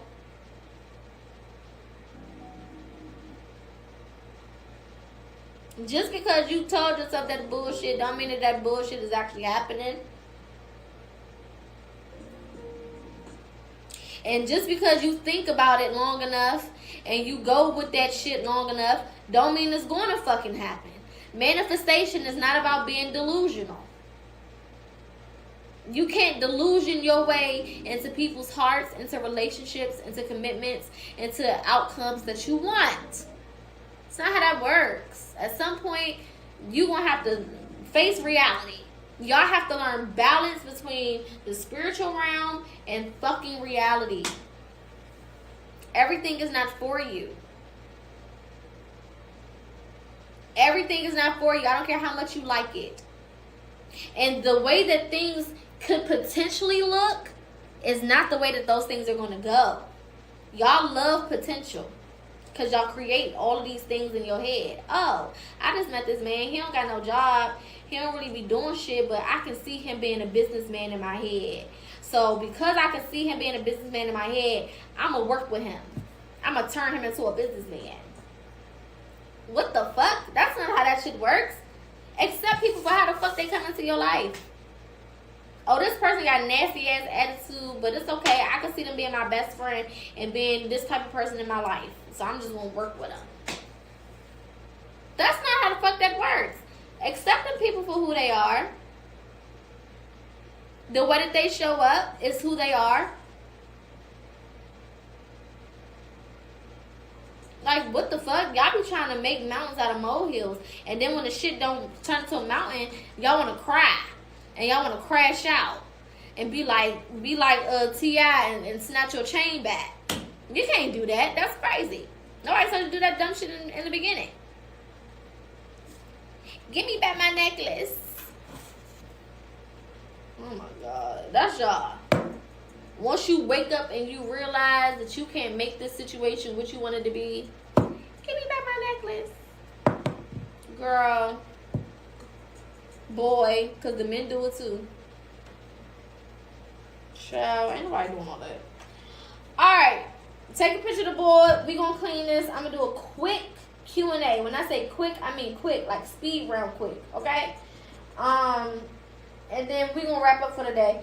This will be posted on YouTube for those who missed. If you missed your sign, if you missed what we did before this particular session or part of the lecture, then follow me on YouTube or subscribe to me on YouTube.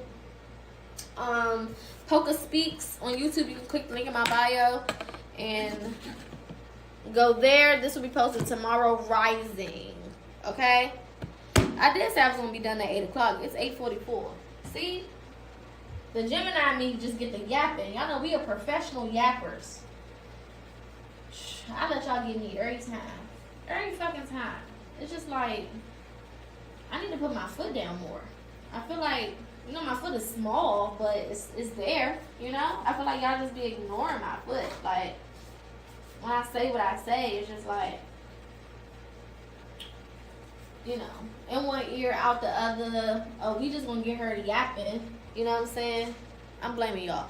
We just gonna get her yapping, and then, you know, she just gonna keep going. So, fuck it. Let's just keep asking her shit. Because y'all know she love to teach, so she just gonna tell you about it. And then it's gonna turn into from 8 o'clock to 8:15. Then from 8:15 to 8:30. Then from 8:30 to 8:45. And then we're just still here. She's still yapping, and we're still talking. And then she don't realize because she's just a yapper. And then by the time she finished yapping, she look at the clock. She gonna blame us. Exactly. That's exactly what's gonna happen. All right. What is going on the side of my head? All right, let's turn my camera back the other way. Better. I know y'all love when I yap. That's the damn problem. That's why I be getting caught up in yapping.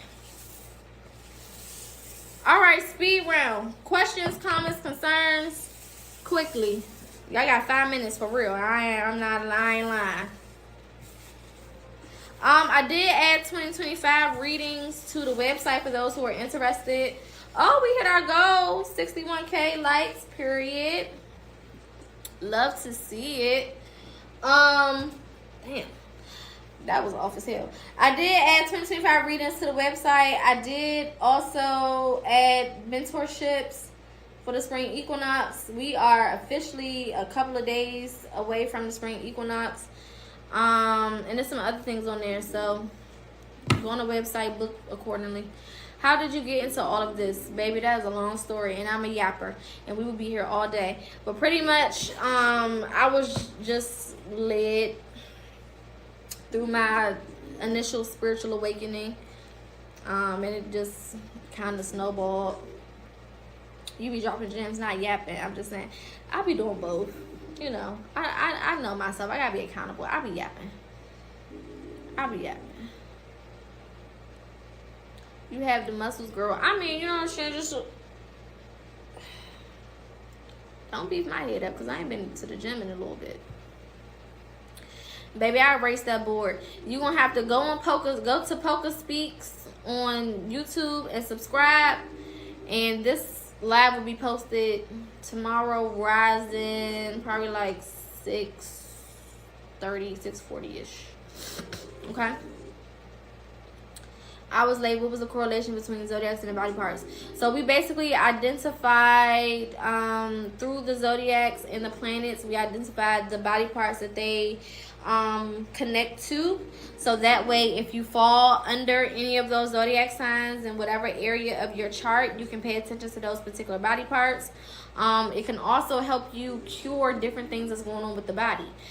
We also did chakras. That was the first part of the lesson. We went through chakras and body parts. So different chakras being attached to different parts of the body. I was supposed to get into mental illness and how that correlates with spiritual gifts, but we spent too much time yapping. So I'll add that to the lesson that we do on Thursday. Okay? Let me go through my top gifters real fast. Shout out to Nigel. Shout out to Marva. Shout out to Vibing with Zay, Ashim, Angel Wisdom, Jill, Chef, Nikita, Mystical Moore, Just Kyla. I don't know if I said it right. Lamont, Jasmine, Moonchild, Misbehaving, KT, Magnificent, Michael, Star Goddess, I'm Loved. There's a couple more people. Waterboy, shout out to you. Shout out to, of course, Corey. Shout out to DJ Verdi, Pretty E, True Black Beauty, VP Juicy Barbie, Dolo, Real Quita, hope I said it right. I Am Israelite, Rita Boo, and Minty. Okay? How do I stay organized? Baby, I'm a Gemini. I don't stay organized. Organization doesn't last long in my world. So, shit. I have to, I gotta remind myself to be organized. Because it doesn't work. It doesn't work. I do a lot of phone reminders. I had an assistant at one point. I'm looking to get another assistant. The only thing is I can't pay no assistant right now, so I exchange it for services, for free services. That's pretty much what I've been doing for right now. So if anybody is interested in assisting me throughout the day, please DM me and let me know, because I have a lot of shit going on in my head, and It'd be a lot, so I do the best that I can to stay organized. But yeah, when it's things that I'm passionate about, it's easier to be organized versus things that I need to do or need to get done, or things dealing with like discipline and shit like that. So when you're passionate about it, you'll make time, you'll figure it out, you'll remember. But it's the things that are outside of those passions, you know, that I be like, ooh. Alright, it's been 6 minutes. I love y'all. Yeah, I'm from DC. Big DC, not the little one. The fucking janitor. Thank you.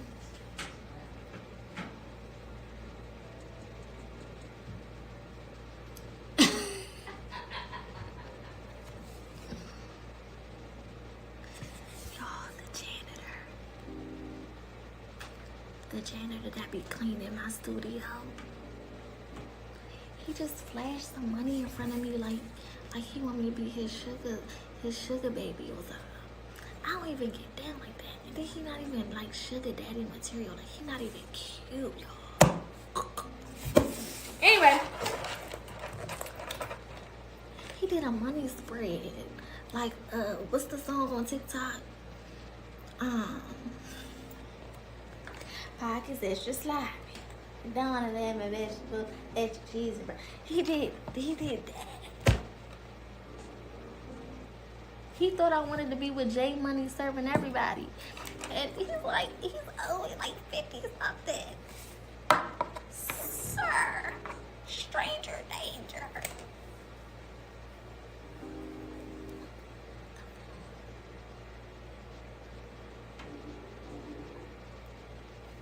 Anyway, I might have to start vlogging. My life be so fucking weird. I'm not gonna lie. Shit be happening. It just be so fucking random.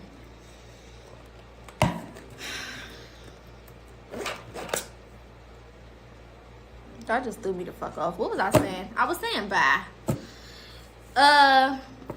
services on the website. I'll be back on here tomorrow. We're gonna do a collective reading tomorrow.